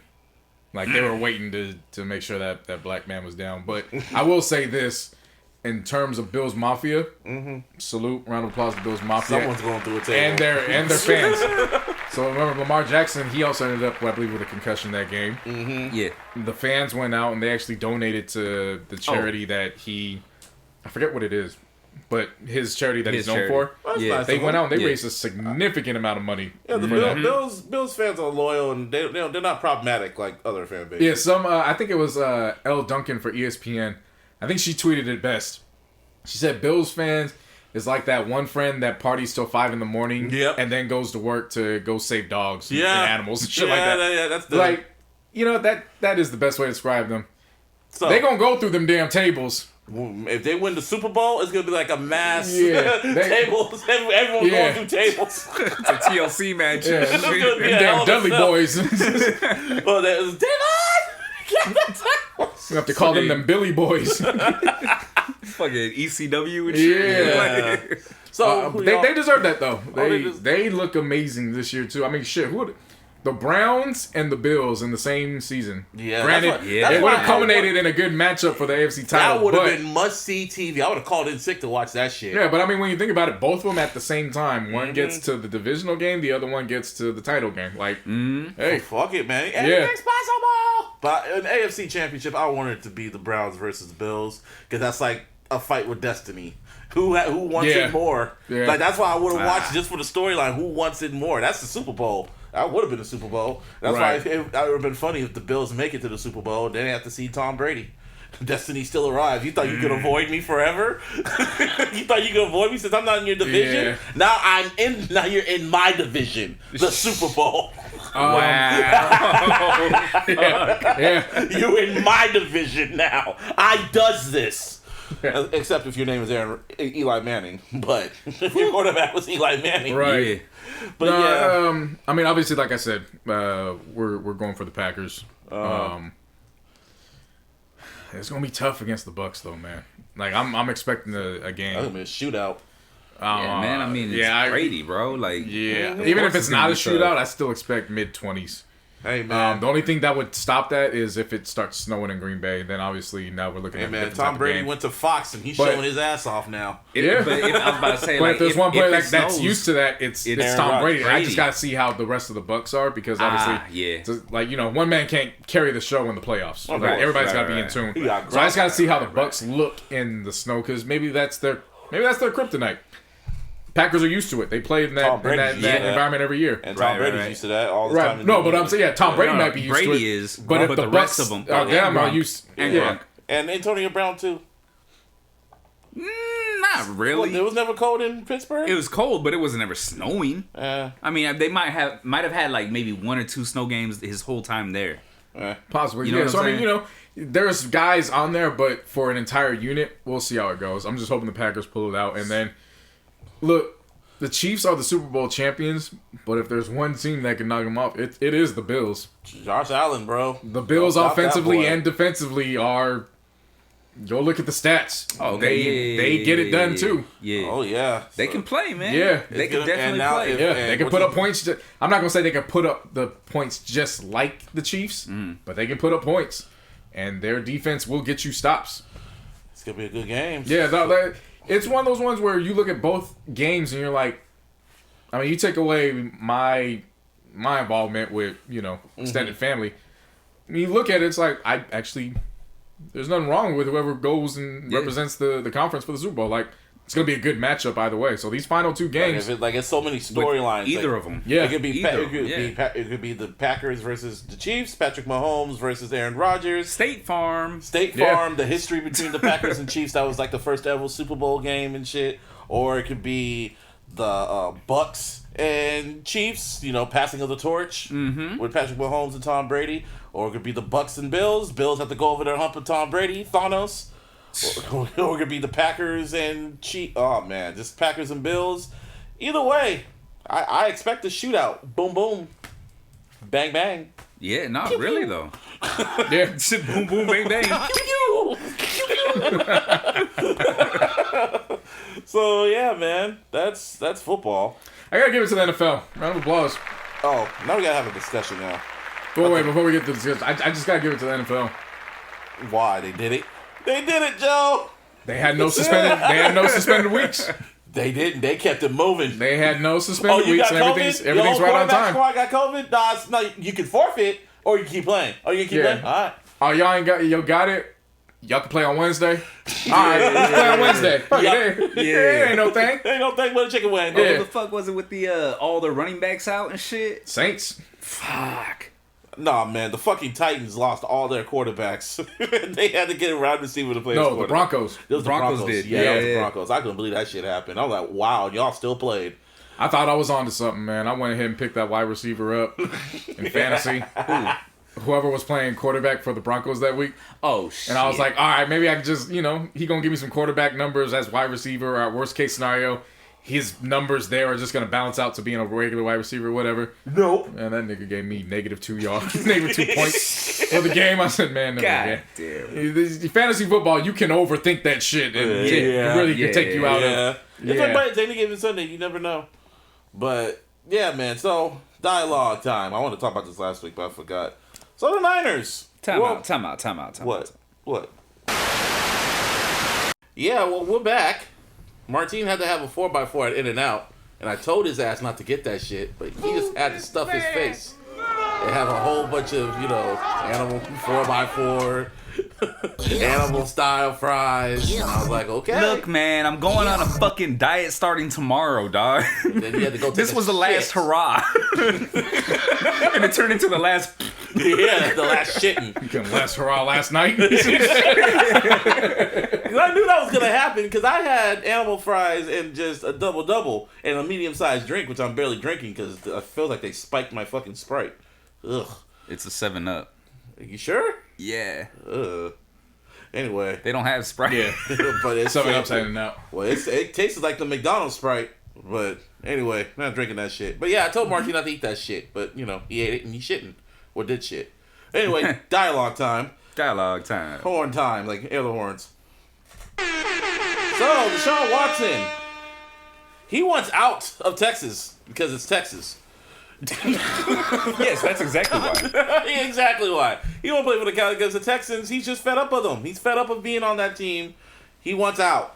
So, there's a lot of teams that want his ass that need a quarterback.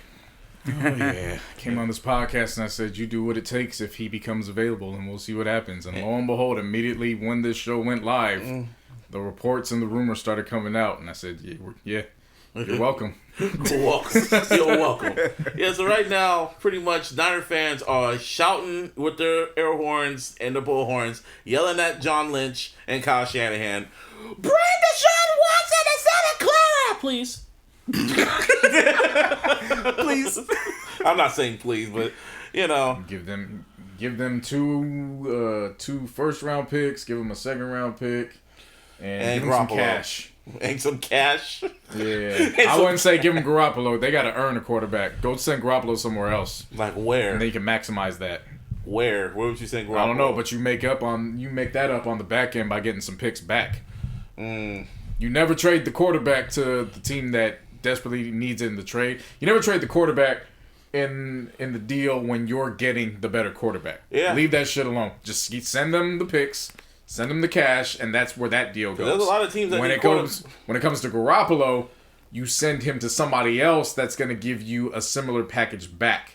So you're basically not losing everything. You know what I mean? That's how that works. Yeah. Actually, personally, for me, when it comes to the whole shit, I feel different about it because I like Garoppolo. I do. I really do, but I understand why people want him gone.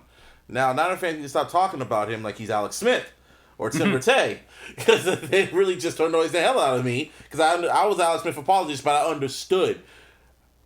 I keep going back to Tim Rattay because I hate those years. Yeah, those were shitty years, bro. Oh, my God. But he's not Tim Rattay. Like, Garoppolo is not Tim Rattay. He also ain't DeShaun Watson. I know. I like Jimmy G. I do too. Porn star Jimmy. Porn star Jimmy. It is what it is. Yeah. Yeah. But I've had DeShaun Watson on my main Dynasty Fantasy League for 6 years now. 5-6 years. Never once thought of trading him. Yeah. Yeah. Not once did I think about trading that because man. if he's just hypothetically speaking, if he joins us, the floodgates open on offense. Yep. Kyle Shanahan would have he would nut in his pants with DeShaun Watson. Probably. Like you have probably Debo, literally too. It's graphic, but we have to paint a picture for you. Ugh. But like he will have Debo, he will have Ayuk, he has Kittle. You'll have our running backs will be healthy again, and then you have a playmaker like himself. He's in heaven. He'll be in heaven. Our defense will be better again. They'll all be healthy, minus Richard Sherman. Bye. Offense definitely jumps up to one of the more talented offenses in the NFL. And the NFC West will be scary. When it comes to black quarterbacks, you will have DeShaun Watson, you have Russell Wilson, your boy Martine, and Kyler Murray, and then that other dude in L.A. That other dude. Yeah, Jared Goff. and Jared Goff. Hey, hold he's on. the light-skinned one. Do not disrespect that man. He's from the Bay Area. I don't disrespect anybody. Disrespect that man. Okay. You'll disrespect anybody except for Jimmy G, who's not the same quarterback as DeShaun Watson.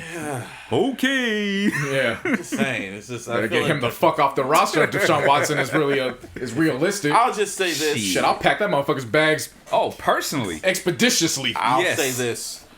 I just feel it's the same feeling I had during the whole Alex Smith-Kaepernick situation. I feel we'll have a window.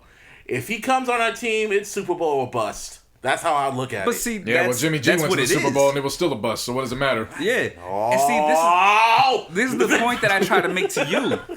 Because you were talking about the whole Alex Smith-Kaepernick thing. Remember, and I mentioned this shit earlier, bro, and I'm going to repeat it again. Uh-huh. With Kaepernick, we didn't know exactly what he was. Right. Mm-hmm. DeShaun Watson, how many times did you say you had him? What, On he's your in his fantasy? 5th or 6th year? Yeah. I've had him since he was a rookie. Yeah. And he's just constantly put up numbers every year. And still It's With like- not much in Houston. Yeah, exactly. Like, he had DeAndre Hopkins. He did have some good receivers. DeAndre Hopkins and Andre Johnson. Will Fuller. Fuller, yeah. I don't know if he had Andre Johnson. I think Maybe Andre Johnson not. was Maybe he already came gone. right after. But you see what I'm saying? He only has a handful of wide receivers that he's been throwing to. Yeah, and tight ends were nowhere near as good as Kittle is. Yeah. His receivers, I mean, granted, running backs, like they weren't nowhere near as good as what Mostert and fucking Jeff Wilson Jr. can be. This is not to disrespect You know what I'm saying? the Like- Texans' specialty players, but yeah. the skill players. Yeah. Well, I don't even like calling them skill players because to be a lineman that takes a skill too. It is a They're huge skill. The Texans ball handlers. I don't want to like diminish them, but in the grand scheme of things, in terms of who has a nice balance on their roster, you never really thought of the Texans. Truth be told, you was putting the Texans up there solely for DeShaun Watson because he can make something out of nothing. Like he's done it And time and time Hopkins, after again. You know what I mean? And Hopkins, yeah. You put them Right. two, and that's pretty much it. Right. Like, And then Hopkins left, and then it was like, oh, well, Texans are there. Just, Deshaun Watson, cool. Yeah, I did feel bad. Every time I see Deshaun Watson, like, damn, he needs to be on a better team. And now he has the option to come into a better team. But He's there's got other several.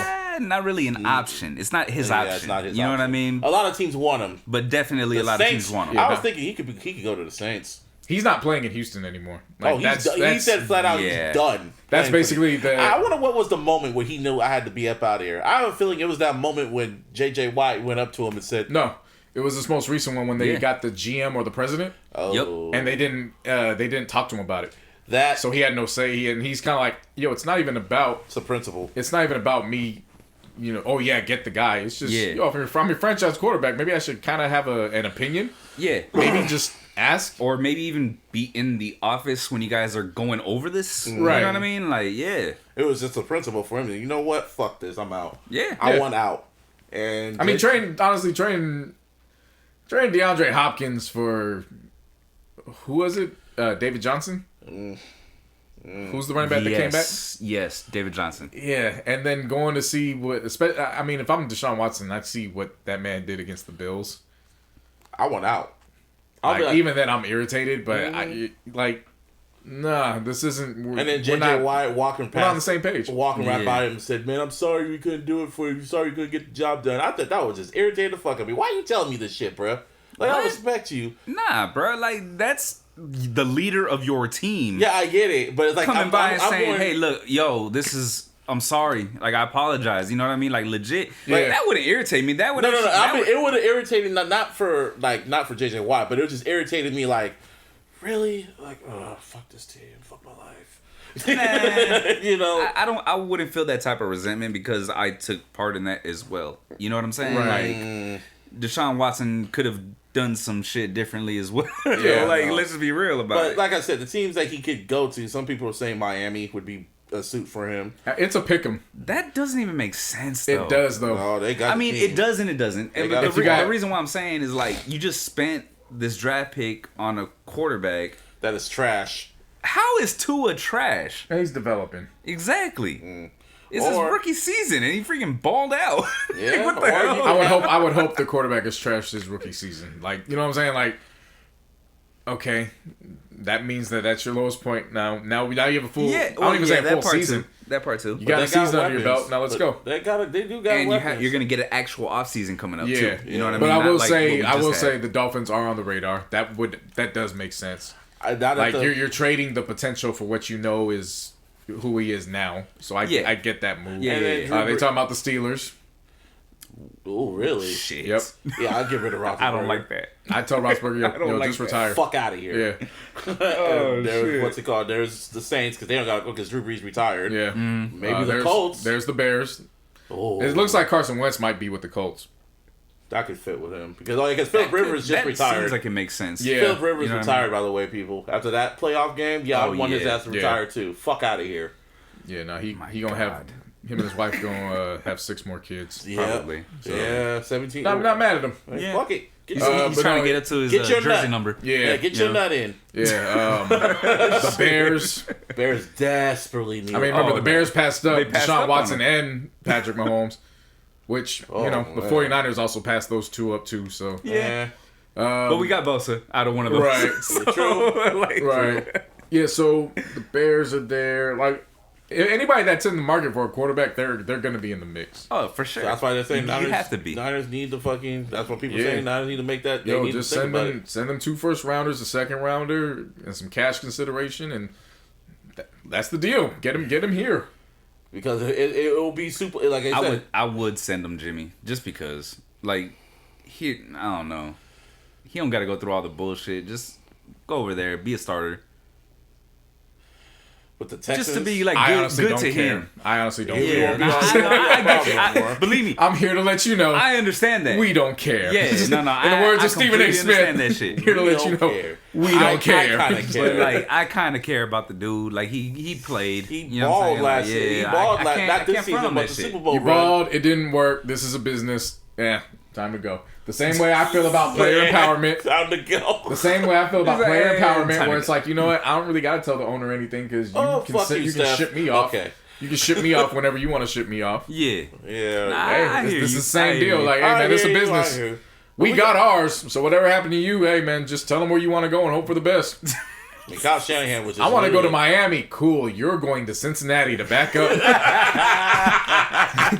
To back up Joe Burrow. Yeah. Good luck. Give him a nice little pat on the butt. Right. Well, like I said, man, like we'll find out if with a capital IF, DeShaun Watson comes to the Niners, the NFC West is ours. Honestly, that's the way I feel. Like for real, dude. Barring injury and COVID. Again, nothing's guaranteed with these days. Well, nothing's guaranteed, but at the same token, it's like I feel like if we did get Deshaun, that's the missing link, kind of. You know what I mean? Right. In that offense, in that playbook. That's what I'm saying. Like just in general, like on the whole team. Like I'm saying, we would have the. We need another corner though, too. Right. Yeah, because Richard Sherman's done pretty much. Yeah, he's old. He's done. I don't even know if he's done, but he's gone. Yeah, he's gone. You know what I mean? And thank you, but not gonna hate you again. I won't dislike him. Watch him go back to the Seahawks. If he goes to the Seahawks, I will hate him again. Oh yeah, all over again. That's just exactly how that works. That's just how that works. They got Marshawn out of retirement. Yeah, true. Anything's possible. But I would never hate Marshawn Lynch because Marshawn Lynch is Marshawn Lynch. Yeah. But you can hate Russell Wilson. Easy. You can hate Russell Wilson though. Easy. Before you even said the question. Did that you smoke your weed or something? Huh? Did he smoke all your weed? Definitely sold him a bad pack. Did he sold you a bad pack? He beat the fucking Ducks. So then he sold that's not the it. fucking Niners. That's not it. I'm sorry he beat your Bombay Ducks. I'm sorry he did that. And the Niners. It's not just that. It's yeah. Bro, oh, you know...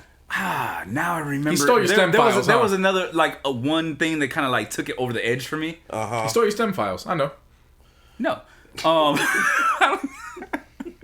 if you would steal my stem files, give them the fucking Sierra, and then blow me. All right, cool, blow me up. Yeah, no, we good. They took the beats and they redid the melodies. I don't even care. They didn't give you no credit. Shit. Like now it's starting to make sense. I'll be like, you know what I'm saying? I did that. You know what I mean? Okay, I would. but what was the moment? What was the moment? No. That stupid fucking commercial. What stupid commercial? You don't remember this shit? It was a Nike commercial where he's fucking he drops back for a pass. And then the Niners are, I think you know what I'm talking about. The Niners are like trying to tackle him, but they're all on fucking skates. Yeah, because, I mean. Fuck that shit. I mean, that wasn't his fault. That was another one of those. But that was the one that put me over like, there. That's what he did, though. Yeah. No. We literally saw that happen in games. And it's the production. Like, he had no Okay, now you sound like you're defending Drake, bro. What? Yeah, that's the same shit that he was saying. It's the label. It's the production. See? It technically was. Same thing. Alright. But what did he do to you? Like, Russell Wilson cool. As a person. What did he do to you to make you think he's cool? He's a nice guy. To you. He's a nice guy. To you. To everybody except you. He's not nice to your Niners, bro. It's your Niners too. I'm talking to you though, motherfucker. Shit. I got no reason to hate the guy. Yeah. Him and Marshawn Lynch were the only two I literally liked. I literally do like. Now it's just him. I only like Lynch.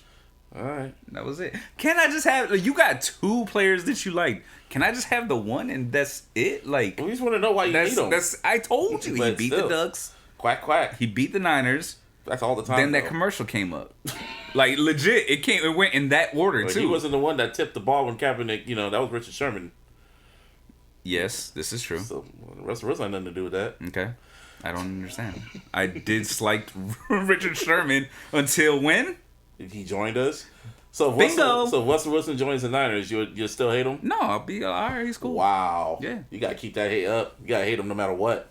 Keep the same energy, bro. You got to keep the same energy. You gotta hate him. You still gotta hate him. Nah. I mean, like I two said, of Tim Duncan's 5 titles came at the expense of knocking out the Lakers, and I don't even have any kind of resentment towards Tim Duncan. How can you have any emotion towards a person who has no emotion? Like, it's pointless. I mean, that makes it easy to do it. Shit, that emotionless fuck over there. It wouldn't even make no difference. It's like, bro, what the fuck? Emotionless fuck over there with Kobe and Shaq's rings and shit. Fuck you. And he's just sitting there like, yeah. You know what I mean? Yeah, like he's the easiest target to do. No, that's point. It's like talking to a brick wall. That's what I'm saying. That's what makes it so much more easy. Like, no, dude, that's a waste of time. Silent mute ass fuck. Like, why don't you say something? You little motherfucking fuck. Yeah, fucking mind. And even then, I'm like, yo, that's Tim. Like, so you gotta just sit there. I mean, yeah, it sucks that 2 of his rings came out the Lakers expense, but I mean, that's Tim Duncan. Like, what you want me to do? It's probably the best power forward. Yeah, but he play the didn't game. beat Kobe in high school or nothing. You know what I mean? Like, you know what I'm saying? Like, you were you know, that's what I'm getting at though. Like, I have a long-standing dislike for Russell Wilson. Yeah, but it doesn't make sense. He put tears on my face when he beat the Lakers out the playoffs. Like, that shit hurt. Remember one of those years Kobe was on the bench crying. Like, that shit hurt. Okay, like I said. I don't have to go back to high school. That shit stung. It hurt my soul. It made a scar. Yeah, and even then I'm like, now imagine that shit. Now, Kobe didn't go to college, right? But let's just say he did. Uh-huh. Tim Duncan beats him in college. Mm-hmm. It's like kind of like the, what do you call it? Like the Bird Magic rivalry type of shit. You know what I'm saying? Like, it just goes far back. Now, they're good friends, but I promise you the fans of them are not good friends. Is it just because he won the Super Bowl and the Niners never took advantage and won during that time frame? No. Because I think that has a lot to do with it, too. Because I get what you're saying, but at the same time, I'm still looking at it like, yeah, but Kobe won rings, too, so it's like, it was a nice back and forth. You're going back to the Kobe shit. It was a nice back and forth between him and Tim. You know, they both ended up with 5 rings. They won at each other's expense. Like, okay, I get it. This shit, it just sounds like pure hatred because you never got the opportunity to have your team actually beat Russell Wilson when it mattered most. See, when you put it that way, well, yeah, no, that has a lot to do with it. Yeah, no, now that you say that, that has a lot to do with it. Okay, now that I said that though. No, I said didn't. He beat the fucking Ducks. He beat the fucking Niners. But he beats the Niners all the time. You gotta be more specific about when he beats them. He beat them all the fucking time. Regular season, all the time. So you hate Brett Favre too? He beat the Niners. Actually. Yeah. I promise you, if the Niners beat the Ravens in that Super Bowl, he wouldn't have this type of animosity. If what? I promise. If if on the way to the Super Bowl against the Ravens, if it wasn't the Falcons and the Seahawks won that game and we beat them and then won against the Ravens, I promise he wouldn't have this type of animosity. Yeah, he probably still would. Promise he wouldn't. Nah, because nah, at least you can look at it from the standpoint of, okay, we got them right. once. You're probably they right. got us once. You're probably like, right. Yeah. But the fact that we didn't even play them, you know what I'm saying? Like, right. That's the thing. I'll be honest with you. That kind of put a sour taste in my mouth going to that Super Bowl. You know what I'm saying? Like, that's the team I wanted to see. I wanted it to be that one. Hey, man. I wanted to see the Clippers. Them motherfuckers didn't show up. But it's like, you know what I'm saying, though, bro. Like, it's a little bit different. I ain't looked at Lakers gear since October. And then on top of that, we lost. So it's yeah, like, you know what I mean? Yeah, that makes sense. I'm just saying, I ain't looked at one piece of championship paraphernalia Like, damn, since October and be like, damn, but we didn't play the Clippers. I was like, that motherfucker like, no, but that's what I'm saying. We won that. You know what I mean? Yeah. The Niners lost. So we're it's talking like, about Russell Wilson, though. Goes back to that. Anyways, what up? I don't know. Just like Russell Wilson. No, I'm cool. He's a good man. Dude. I don't like Russell Wilson, man. It's that fucking simple, So you hate bro. Drake and Russell Wilson. They're like your top two most hated people on this podcast.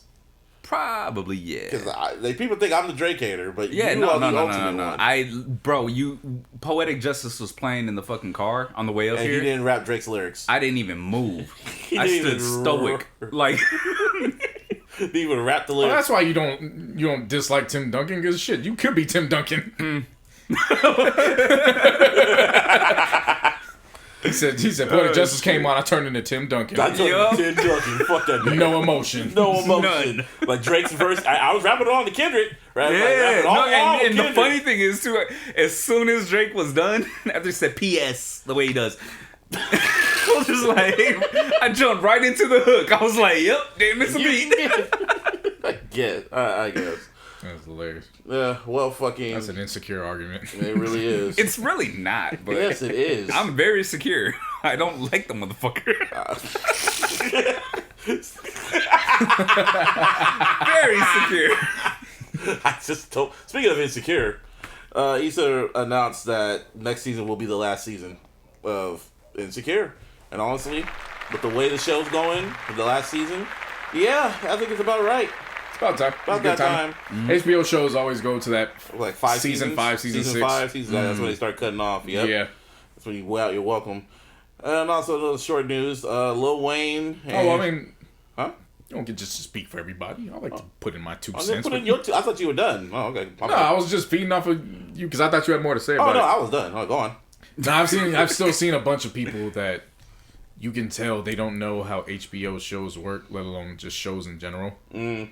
And it's like, bruh, when she started everything off in the series, she was insecure about her job, with her relationship. You know, just it was that the story of a 20-something, and then now at the end of season 4.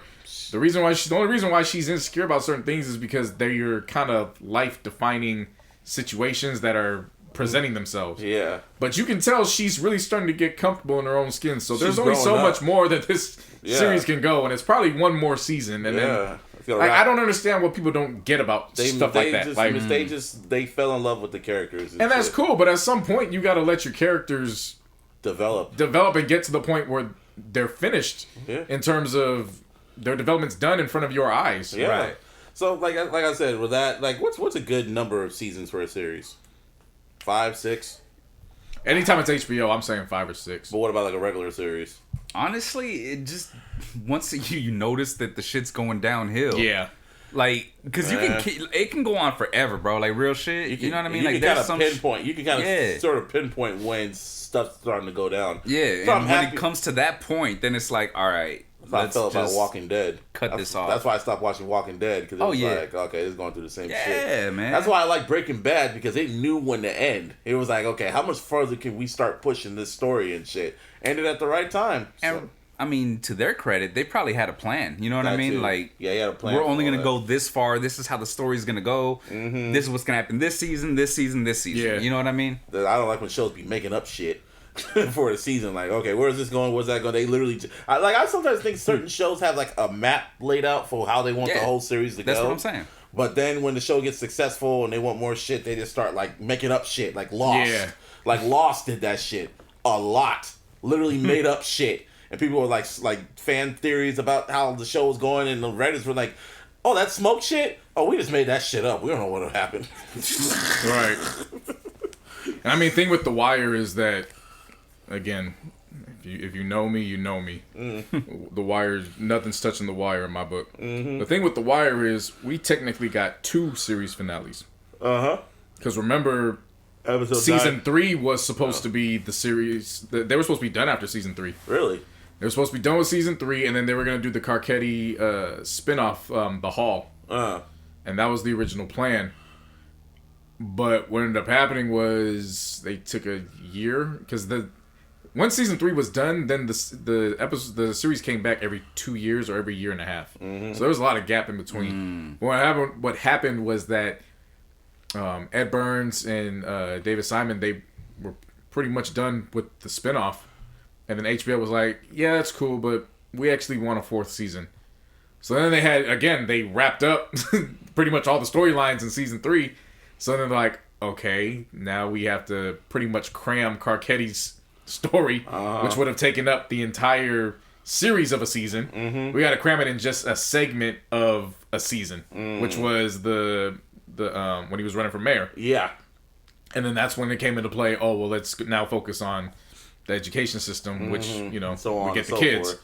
But so that was supposed to be a series finale. And then season 5 came, and, The Wire's The Wire, but season 5 just has one particular storyline where you're just like, yeah, but okay, you're finishing like where this. Where McNulty is trying to make up the crime shit. Yeah. It just like I'm not diving deep into it because if you haven't seen it, I mean, technically it's not my fault if you haven't seen it. It's been out for years, but that storyline, it was just what the fuck, man. And it's what's wild about it too is I'm not even saying that I don't buy police officers doing what he did, because I can imagine that. It was just to the extent of that, knowing that he never did that for the person that he originally wanted earlier in the series. Yeah. Like, he never went to that extent for him. Yeah. But he was doing it and he doesn't have that. It was just like, why? Okay. All right, just finish. It's all right. It's cool. Just wrap it up. And to their credit, they did have a spectacular series finale. It was a great wrap-up. Series finale was amazing. I'm trying to see what shows wore out its welcome. I know Supernatural has, like, fucking too many seasons. They just wrapped up their fucking season. And there's a series finale. I'm like, whatever. Some shows don't know when to quit. And I think Walking Dead's one of them. Simpsons, too. Well, with the Simpsons, man. Going. Yeah, Simpsons gonna be here after I'm gone. For real, that shit could just go on forever and ever. It started when I was. It started when I was like even before I was born, and it's still going. And I'm 33, and it's still going. Yeah, I think when they started, it was my birth year. 1988, or it was 89 or it was 90? Because my first birthday was 88. It was 89. Yeah, because my first birthday was Bart Simpson. My mom didn't realize who Bart Simpson was. She just saw it was a cartoon. Yeah. And then down the road, they were like, he... Oh, okay. Oh, yes. Yeah, man. The Simpsons is just... Simpsons keep going. I feel like The Office... I went back and rewatched The Office for the umpteenth time. And the only... I don't think that they got I believe they got a bad rap in terms of, they should have ended when Steve Carell left. I think what happened was they relied too much on bringing Robert California, the actor that played him, Spader. Oh. I think they were too focused on bringing an outside big name in, and it took them out of their element, and it took them until that Christmas episode in season 8 to get right back on track. Because if you notice, really season 8 is, everybody says it's a weak one, it technically is, but it's really those first 10 or 9 episodes. Once it gets past there, then it picks back up, because now it's like, okay, we found our footing. Yeah. But at that point, they took too long, because Steve Carell was gone, like, with 3 episodes left in season 7. So really, there's like that 12, 13, there's that overlap of episodes. Yeah. But when you actually watch it, it's like, no, had they not focused on that, it still would have been, perceived... it still was a good show, especially season 9. Season 9 was a great wrap-up. Like, they just went and they were like... They threw all kinds of shit out. Yeah. And it wasn't shit that was... You thought was jumping the shark. Yeah. Like, it was stuff where it was like, okay, nah, it makes sense. And then it wrapped it all up. Yeah, those are like shows I like, man. When you just know, when you know they had a plan to have a great wrap up, and it's like, okay, that's it. But some shows, Law and Order on fucking season 100, and they're never gonna stop. Yeah, no. ever. Hey, man, I will say this though, that some of them shows are actually fucking very interesting. Yeah, yeah. You know Law and Order. What are they on? Special Victims Unit? That's the one that's SVU, right? Yeah. That's the one that's still going. Yeah. Right. That's just crazy. The original Law and Order, that's done. Yeah. And then Criminal Intent, that's Nah, done. they're the original power. They're the original power. They're on spinoff number 5 right now. Or some that's shit. like the strongest spinoff. Yeah. So it's still going. Yeah, but no, I guess. What's like how many? I guess seasons? The Wire was season 5. Power was 6 seasons. So again, like that 5 or 6 season. 6 season. Yeah, that's what 7 seasons is pushing it. Yeah. Shameless is still going. That's like that's on season 10. They about. To I never got into it. So I don't know. I can see why. I can't speak on it, but I'll take your word for it. Yeah, but you see what happened with Game of Thrones. How many seasons was that? Right, 8. Was it maybe 8? 8.5? Wait, was it? 8 because the last one was 6 episodes. Yeah, it was 8. 7 3/4, 8, like whatever. I still laugh about the fans are still angry about that shit. I would be too. Yeah, motherfuckers told me that shit was better than The Wire, Sopranos, Breaking Bad. Yeah, told me it was better than all them shits. It was better than all that shit. And then that last episode, I'll never forget. And I'll never forget reading them Reddits, and we were putting it on here like, oh yeah. Because what we got that info 2 weeks before the series. 2 weeks into it or 2 weeks before? 2 weeks before the series finale. And you and I were both like, we could be some assholes, but yo, let's just hold on to it, because maybe it's just theory. But then when the episode kept going on, we kept texting each other. Yo, this it's literally going down. Oh, this is gonna be some bullshit. Oh, this gonna be some bullshit. Oh, they gonna be mad. And then when it was airing, because I remember TLC was like, oh, y'all better watch this shit. Watch this shit. Watch what happened right now. Oh, you about to be mad. And then when it happened, like, Brand's the king. What the fuck? What the fuck? It was like the whole timeline. I was like, what the fuck? Yeah. And they're like, oh yeah, and Jon Snow's getting banished. And it was like, wasn't he a Targaryen? But what about... They never explained... All right. What? And then they didn't have a nerve to fucking explain it. Yeah. And now they're going to have that spinoff of the dragons. Yeah. Wait. Yeah, you heard what? Me. Yeah.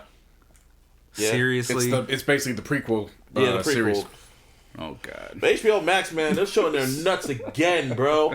They're showing Yeah, man. What is it? Judas and the Black Messiah? That's coming on HBO Max. It's going to be an HBO Max exclusive with the movie theater. Oh, my... They played the trailer for that shit again. I looked at my sister. I was like, yo, we ain't doing shit that Friday. That is going to be a midnight showing on Thursday night in Casa de Cole. At midnight. Bring the popcorn and bring the candy. I don't think it'll be at midnight. It'll be at 9 p.m. Somewhere around there, yeah. West Coast time. Yeah, but we going to have a movie showing. You're welcome to come by if you want. I got HBO Max. I'm saying, but you see the setup here. Can I slide though? Because you know what come I mean? through. You already know I ain't buying that shit. We got a movie night here. I'm watching that. As soon as it says available to press play, and then they got I'm watching it. And then they showed like a little trailer for it. So they got fucking, what else is coming? Space Jam 2. There was like a little small, real small snippet. Yeah, they're keeping that on the wraps. Yeah, now Netflix announced 27 movies over 27 weeks. And HBO Max is like, you don't know what the fuck this is. You know what game we are in.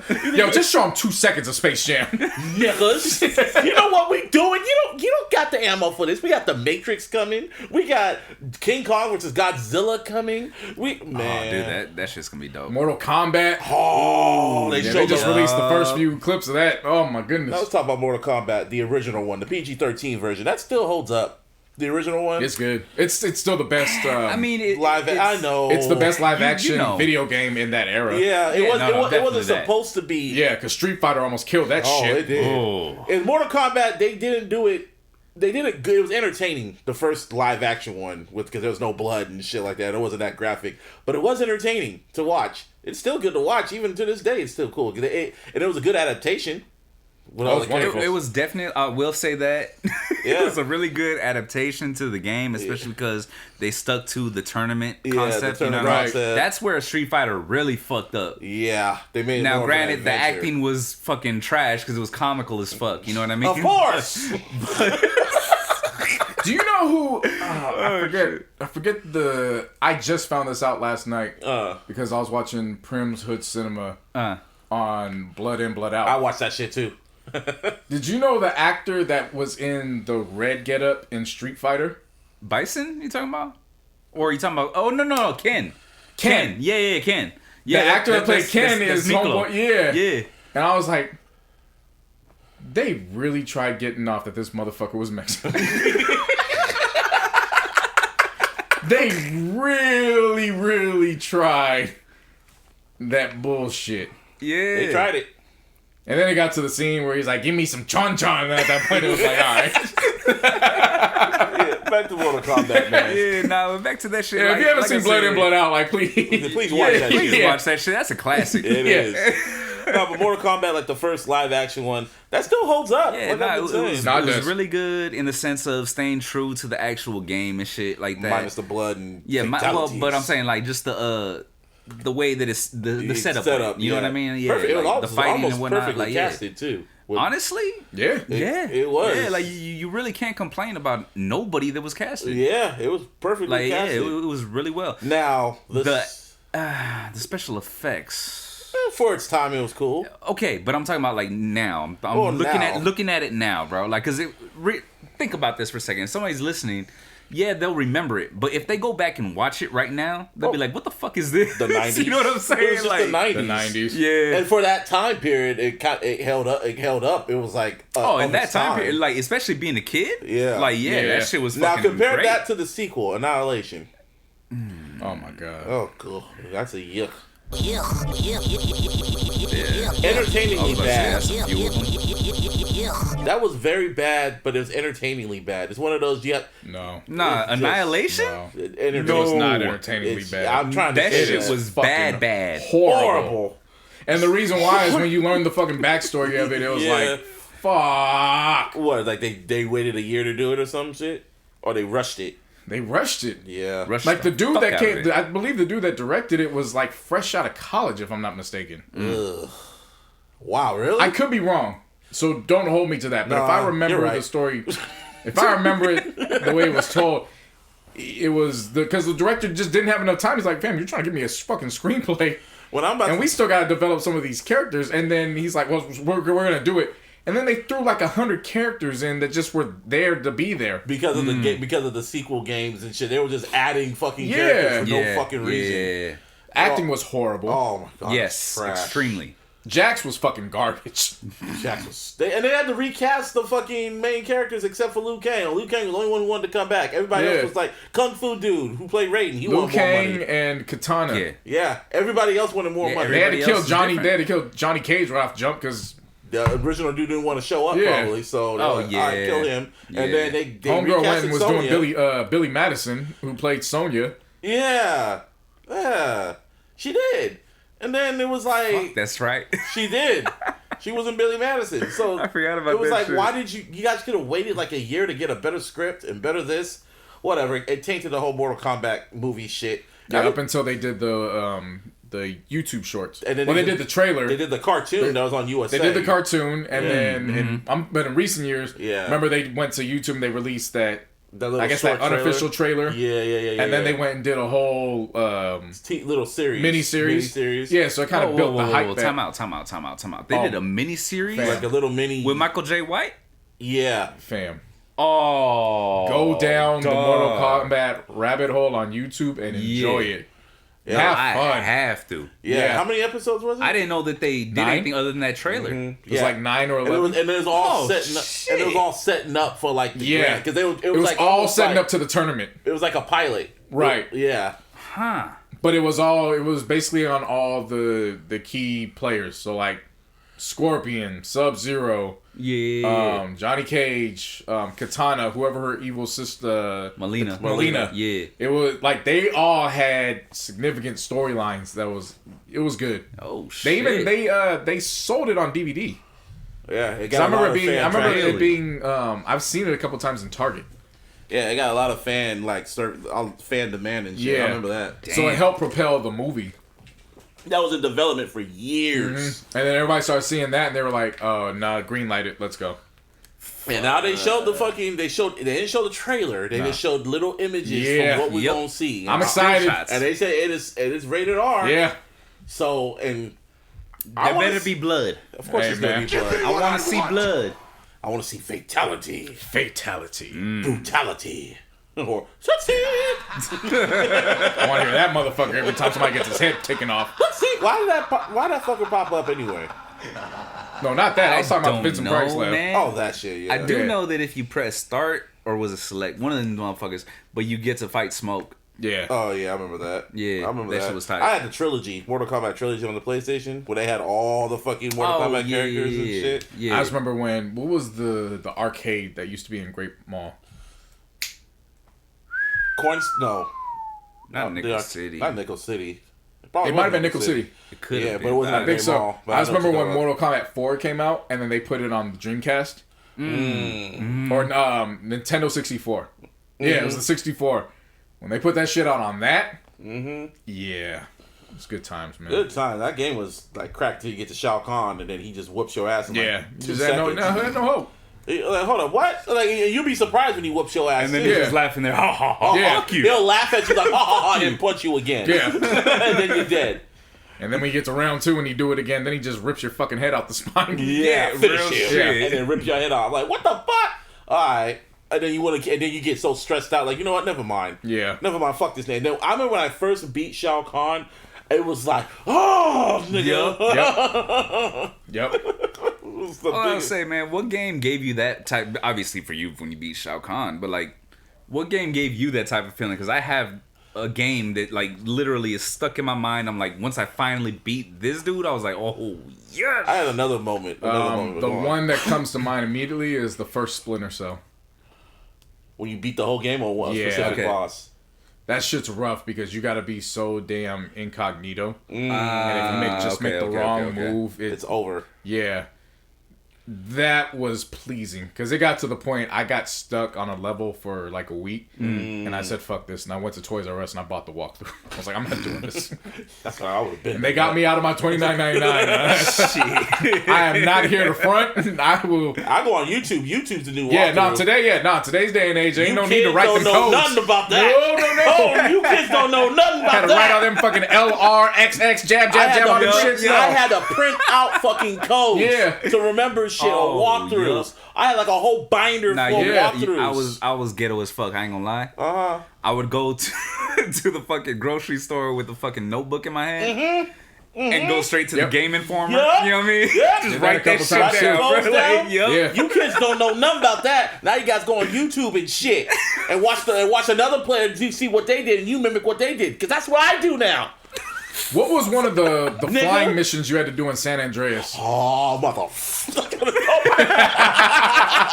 Let me do my headphones.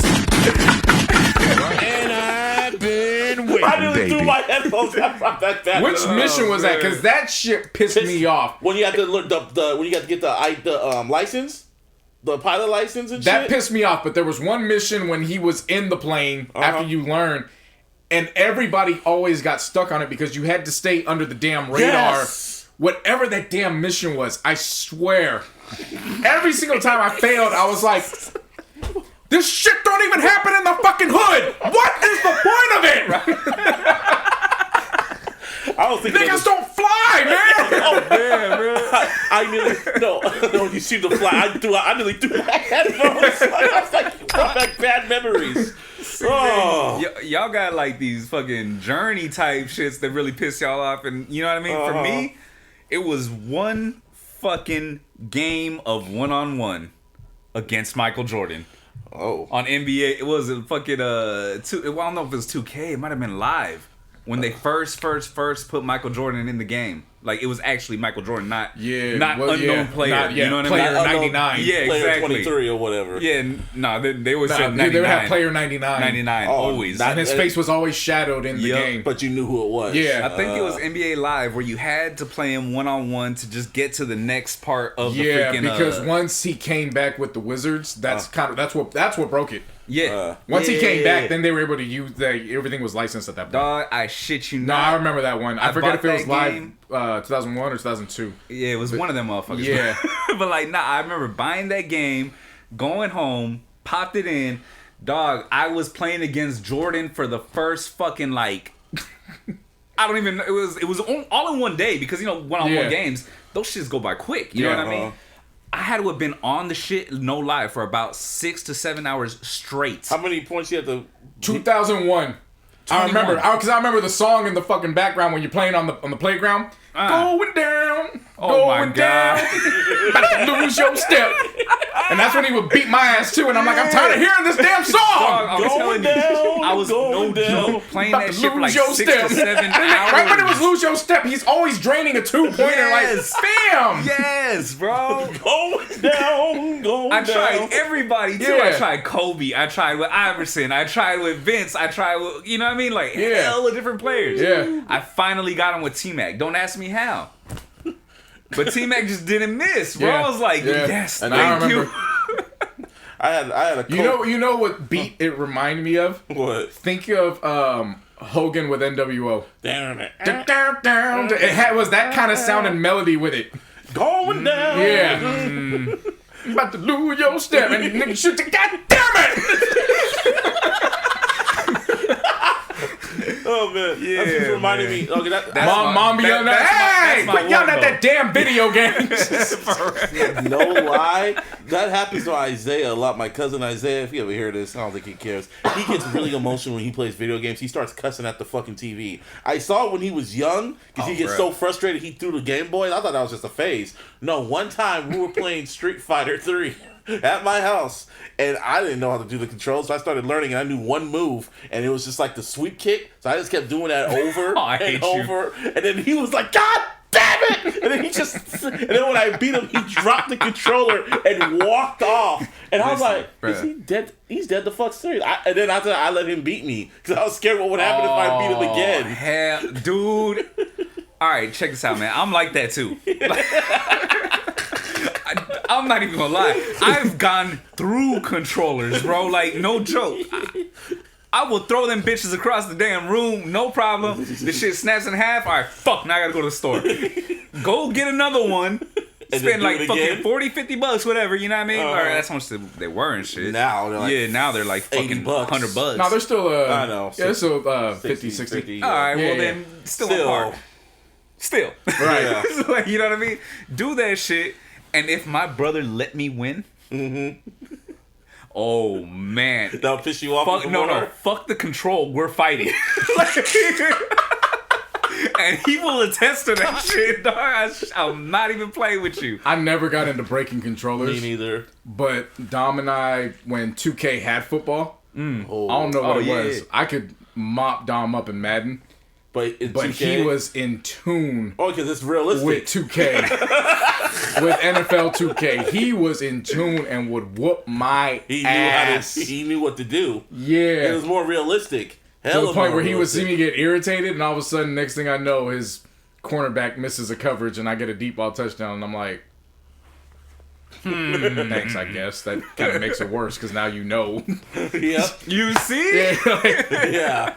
And also, like, I think one other moment had me like feel. I had like a Kobe, flick like that poster behind you. Kobe was doing this. It was The Last of Us 2, and there was this level where I had to go against. They called it the Mouse King or whatever, big time zombie shit.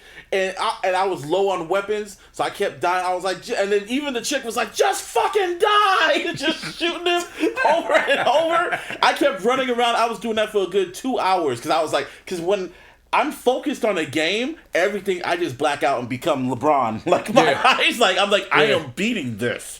And then when it finally died, I dropped the gun, like,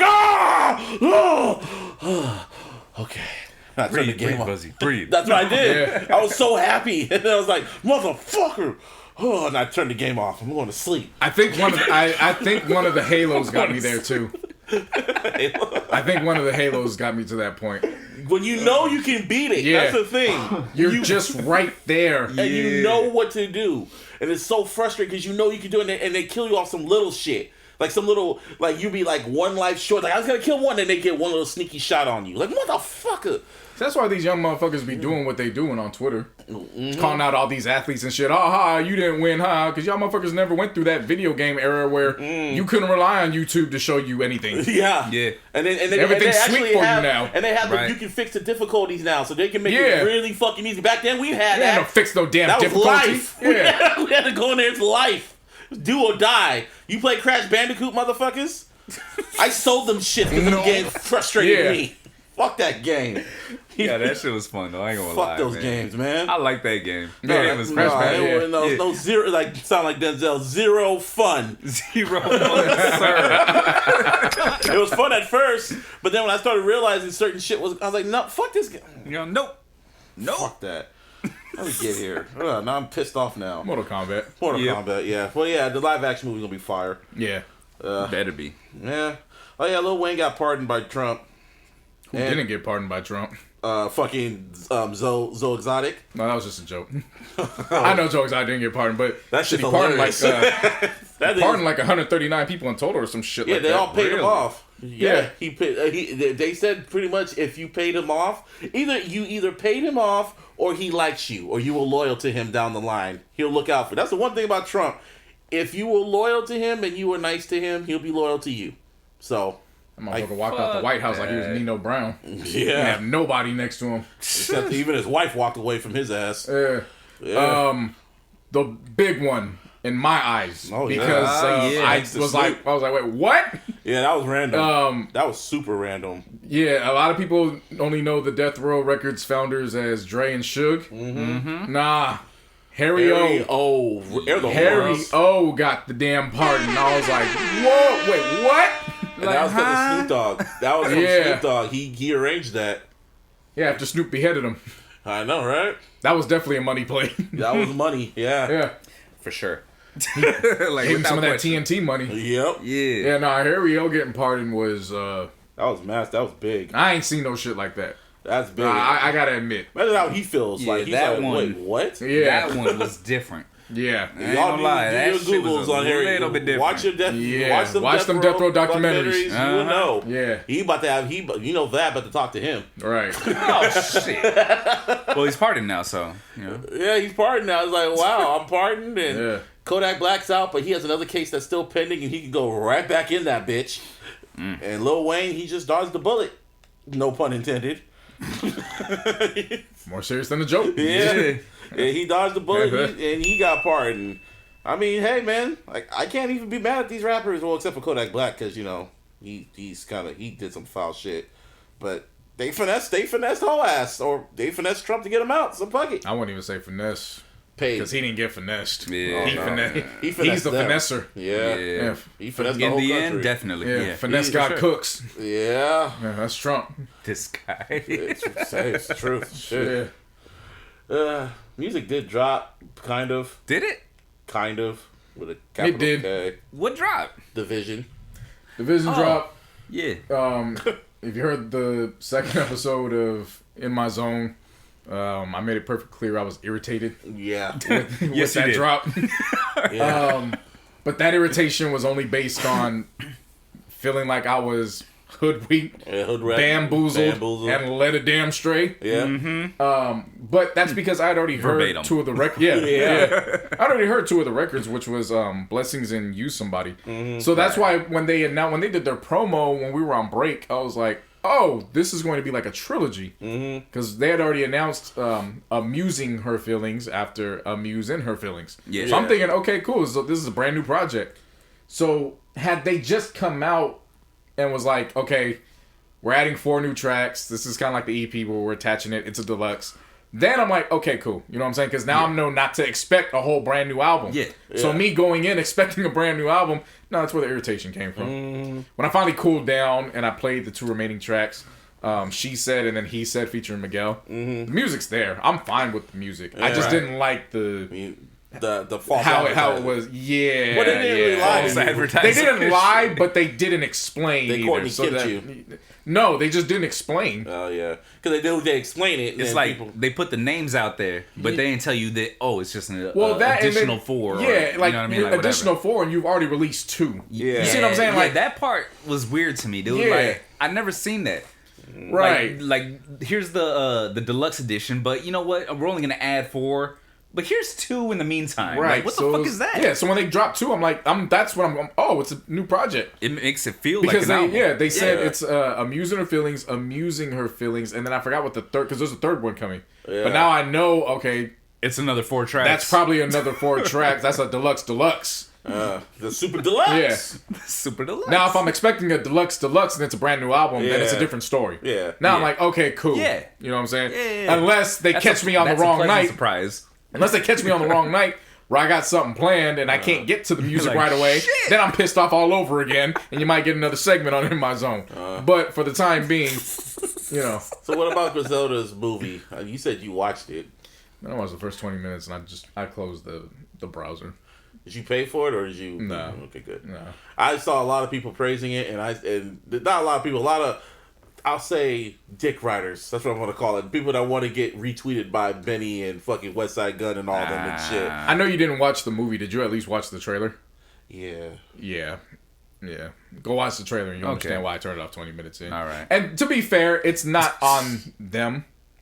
It's not on Griselda. Yeah. Because, you know, guys make movies that aren't to industry standard It every state day. property. Oh, Yeah, the state property. You know what I'm saying? So like, it's not on them. It Your wasn't buzz even is your on buzz that is level. booming. Go get the bag. Chase I'm not the bag, mad at definitely.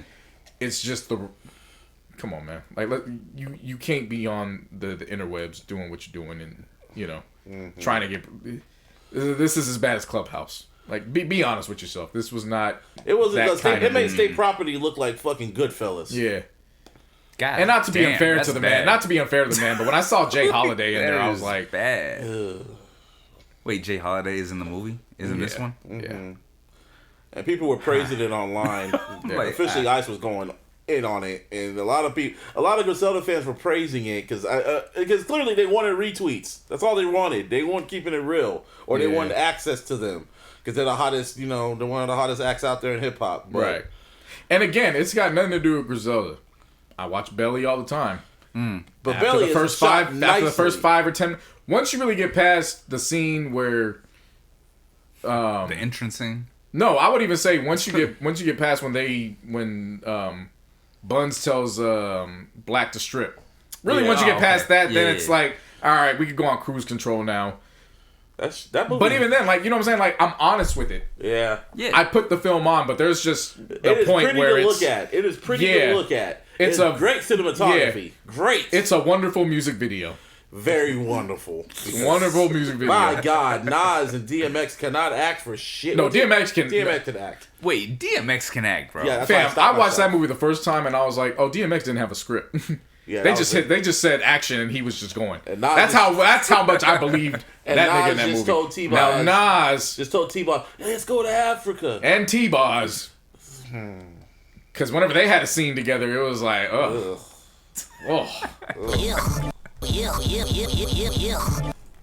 Don't go. She used to go chasing waterfalls on that shit. just be 'cause- honest. That's all I ask. Yeah. Just be honest. Again, I don't mind them making a movie that isn't up to industry standards. I'm cool with it. Yeah. I may still go back and Was just it as watch. bad as A lot of Game's rappers do Belly that shit. 2?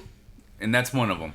Was it as bad as that? No, I'll still say Belly 2. Okay. So it's Because not- Belly 2 had no business being part of, at least with this, this is their thing. I believe it was shot in Buffalo. You know what I'm saying? That's a kinda- Griselda feature. So it's kind of along the lines of like the No Limit shit. back in the day. Yeah. Okay. Kind of like Hot Boys. Oh, okay. Yeah. There you go. Yeah, that's good. But then That's a good again, example. from the trailer I saw, it really looked. They made state property look like fucking Goodfellas, Yeah. and I want to like It's them. definitely no Paid in Full. Oh Nah. yeah, that's that. No, Paid in Full will make you upset that it in comparison, Yeah. you'll get mad that Paid in Full didn't win no Oscars. Ooh, shit. Yeah. All right. That says a lot. Yeah. Ugh. But again, shout out to Griselda. Yeah, shout out to them, though. This is Boom, boom, not boom. this is not an indication or indictment on Griselda. This is about you no. motherfuckers that won't be honest with Griselda. like you have too many yes men around them. Yeah. But they Now- say, but that That being said, you guys could shit on the what do you call it, the movie all you want. yeah. That soundtrack is kind of fire, bro. Of course, it's gonna be Like, fire. yeah. Music. like, you know what I Yeah. mean? That's cover art was they just gotta trash. stick to that shit. Right. Cover art was trash. That Lloyd Banks joint is. Oh my god. When I'll be completely honest with you, I didn't realize that was Lloyd Banks until like about midway through the first verse. Then I was like, oh, that's who the fuck this is. That Lloyd Banks joint made me like, all right, bro. Speaking of G Come up Unit, with an album. it was like the anniversary of documentary. What was it, like the 20-year anniversary or some shit? No, we did the 15-year last year. 15, so 16. Oh, okay, yeah. Yeah, Yeah, we did it last year. I know we did. I'm just saying, they just reminding us about it. And it's keep taking me back. Yeah, nah, I was gonna say that though. Like I've been seeing, and granted, the internet does this shit all the time. But come on, man, 16? What the fuck is that? Like 16 years. We about to hit the 10. I mean that's cool, but like you ain't gotta bring it up every fucking year. My thing It's is, like, is if you it just ain't want gonna to. change. My thing is, The if you date just is want to always gonna be say, that date. yeah, if you just want to say happy anniversary, it's 16-year anniversary, cool. These motherfuckers be doing the same deep dives every single year for it, and it's like, Really, fam, though. for 16, we just had the 15-year anniversary. You could have did Same it then. fucking conversation every Yeah. fucking year. I mean, we all say the same shit every year, so it's like there's no It's point like- talking about it. And the fucking like the conversation don't change, bro. It's Right. like exactly the way you felt about it last year I would is just- exactly how you feel about it this year. Like, Yeah. I'll just You know say what I this: mean? even though Game's a weirdo, he has never released a bad album, in my opinion. my None lower opinion, than a yes. 3.5. I mean, LAX is LAX is bad. That's like a 3. pretty bad, man. Like he's never dropped a 3.5. Anything below a 3, he has not dropped like a 2 or 1 mic album, in my opinion. I didn't like 1992, but I don't know what I would rank that. Yeah, that's the thing about it too. I never really gave it the 1 through 5 type shit. It's just whether I like it or not. Mm-hmm. You know what I mean? And 1992 is not great. Oh no! it ain't. What do you call it? LAX not great. I But- still don't like Jesus Piece. You know, I've heard that from a lot of people. Just A lot of the people- mixing The is mixing trash. is garbage, man. It takes Yeah. it out for me, bro. Like, But Yeah, the some songs tracks on is cool. Like, Like, the for songs me, is Boom the songs is one Baye. thing. It's just the Yeah. mixing. yeah, I'll never forget My Lady when Fab comes Oh, on, and then all of a yeah. sudden he just Fades starts fading, out. and I'm like, Yeah. wait, what?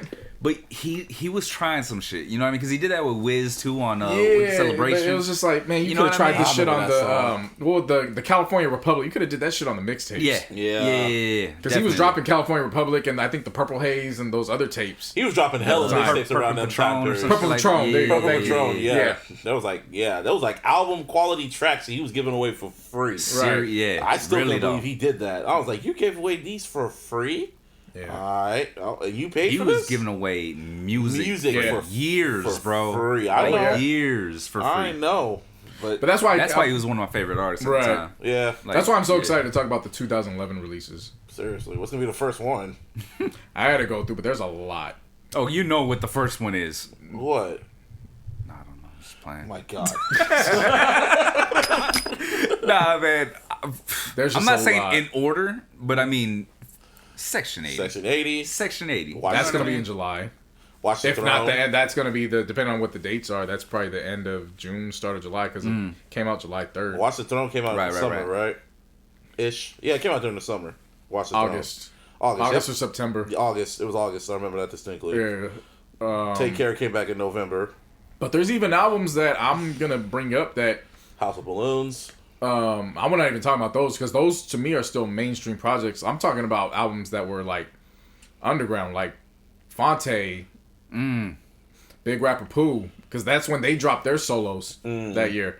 When Big Rapper Pooh dropped, what was it? Dirty Little Things or Pretty Little Things. That was a fucking fantastic album, front to back.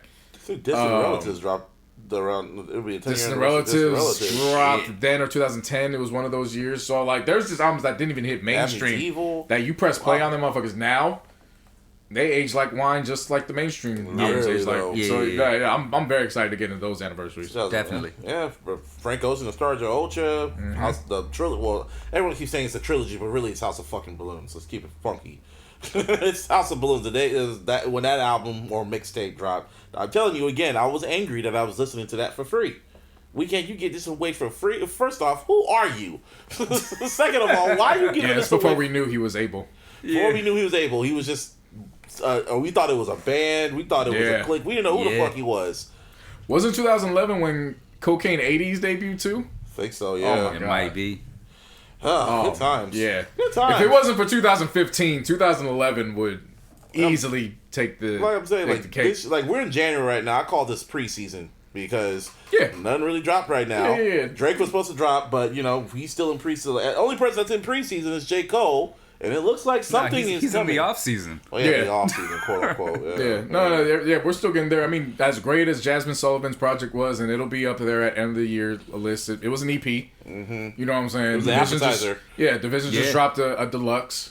Right. So yeah, no, I'm expecting the last 2 weeks of Jan. Now that we know what's going on with Drake, I'm expecting the last 2 weeks for people to kind of just get some stuff out, and then when February kicks off, all right, now let's go. Who's going to be the first person to push the button?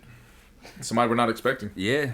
Honestly, that's the way I feel because like everything is different. It's weird. Like I said. Yeah. You know what I mean? I'll say this because remember last week when I was saying I'm not necessarily looking for acts that I already know I'm a fan of. I want to kind of put that A&R hat. Yeah. Right. I will change just for one. I mean, I guess the label as a whole, but these two, I'm like, I need to see how they bounce back. Who?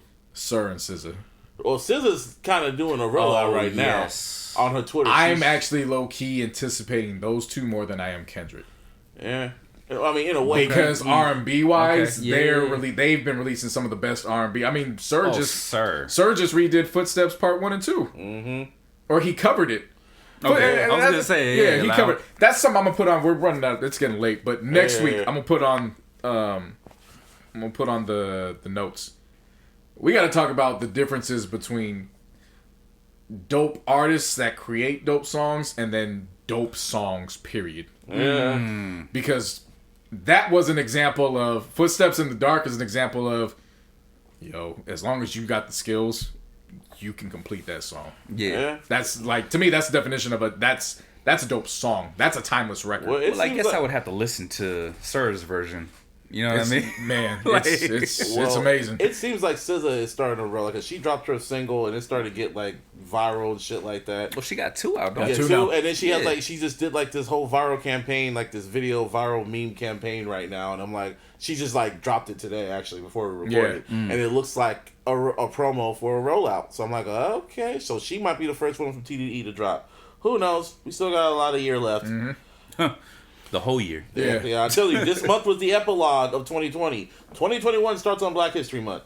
So, with that being said, this is episode 213 213. of the Illogical Sense podcast. You can always follow me on the Twitter. Shout out to Fab. You can follow me at Mr. BuzzB for lowercase 08 on the Twitter. You can follow us on the Twitter at TheIllogicalSP. You can follow us on the Instagram at The Illogical Sense. And, of course, on the Facebook. Give me a hell yeah! And of course, on all social medias, you can find me, JC In My Zone podcast. We'll be back with the next episode on Saturday. You can follow all the social media for In My Zone at In My Zone podcast on all social media. Appreciate all the good feedback from everybody. I'm still learning as I go too. Yeah. But that's the beauty of stepping out and doing something brand new. Yeah, It's not, episode 1, 2, 3 is, not gonna sound like episode 25. You know what I'm saying? You still gotta find your footing. And that's the beauty of this is it's like redoing this podcast shit all over. Except now I got the tools to, Yeah. Well, more so, you got an idea of how you want to go about it. Exactly. Yeah. So I appreciate everybody giving quality feedback, both good, both praise and some things to build upon and go as well. So I'm excited for that. What else is I gotta say? Side note. Ashanti and Keisha Cole had a month to give us verses, and now they're giving it to us when the Lakers and Bucks is playing.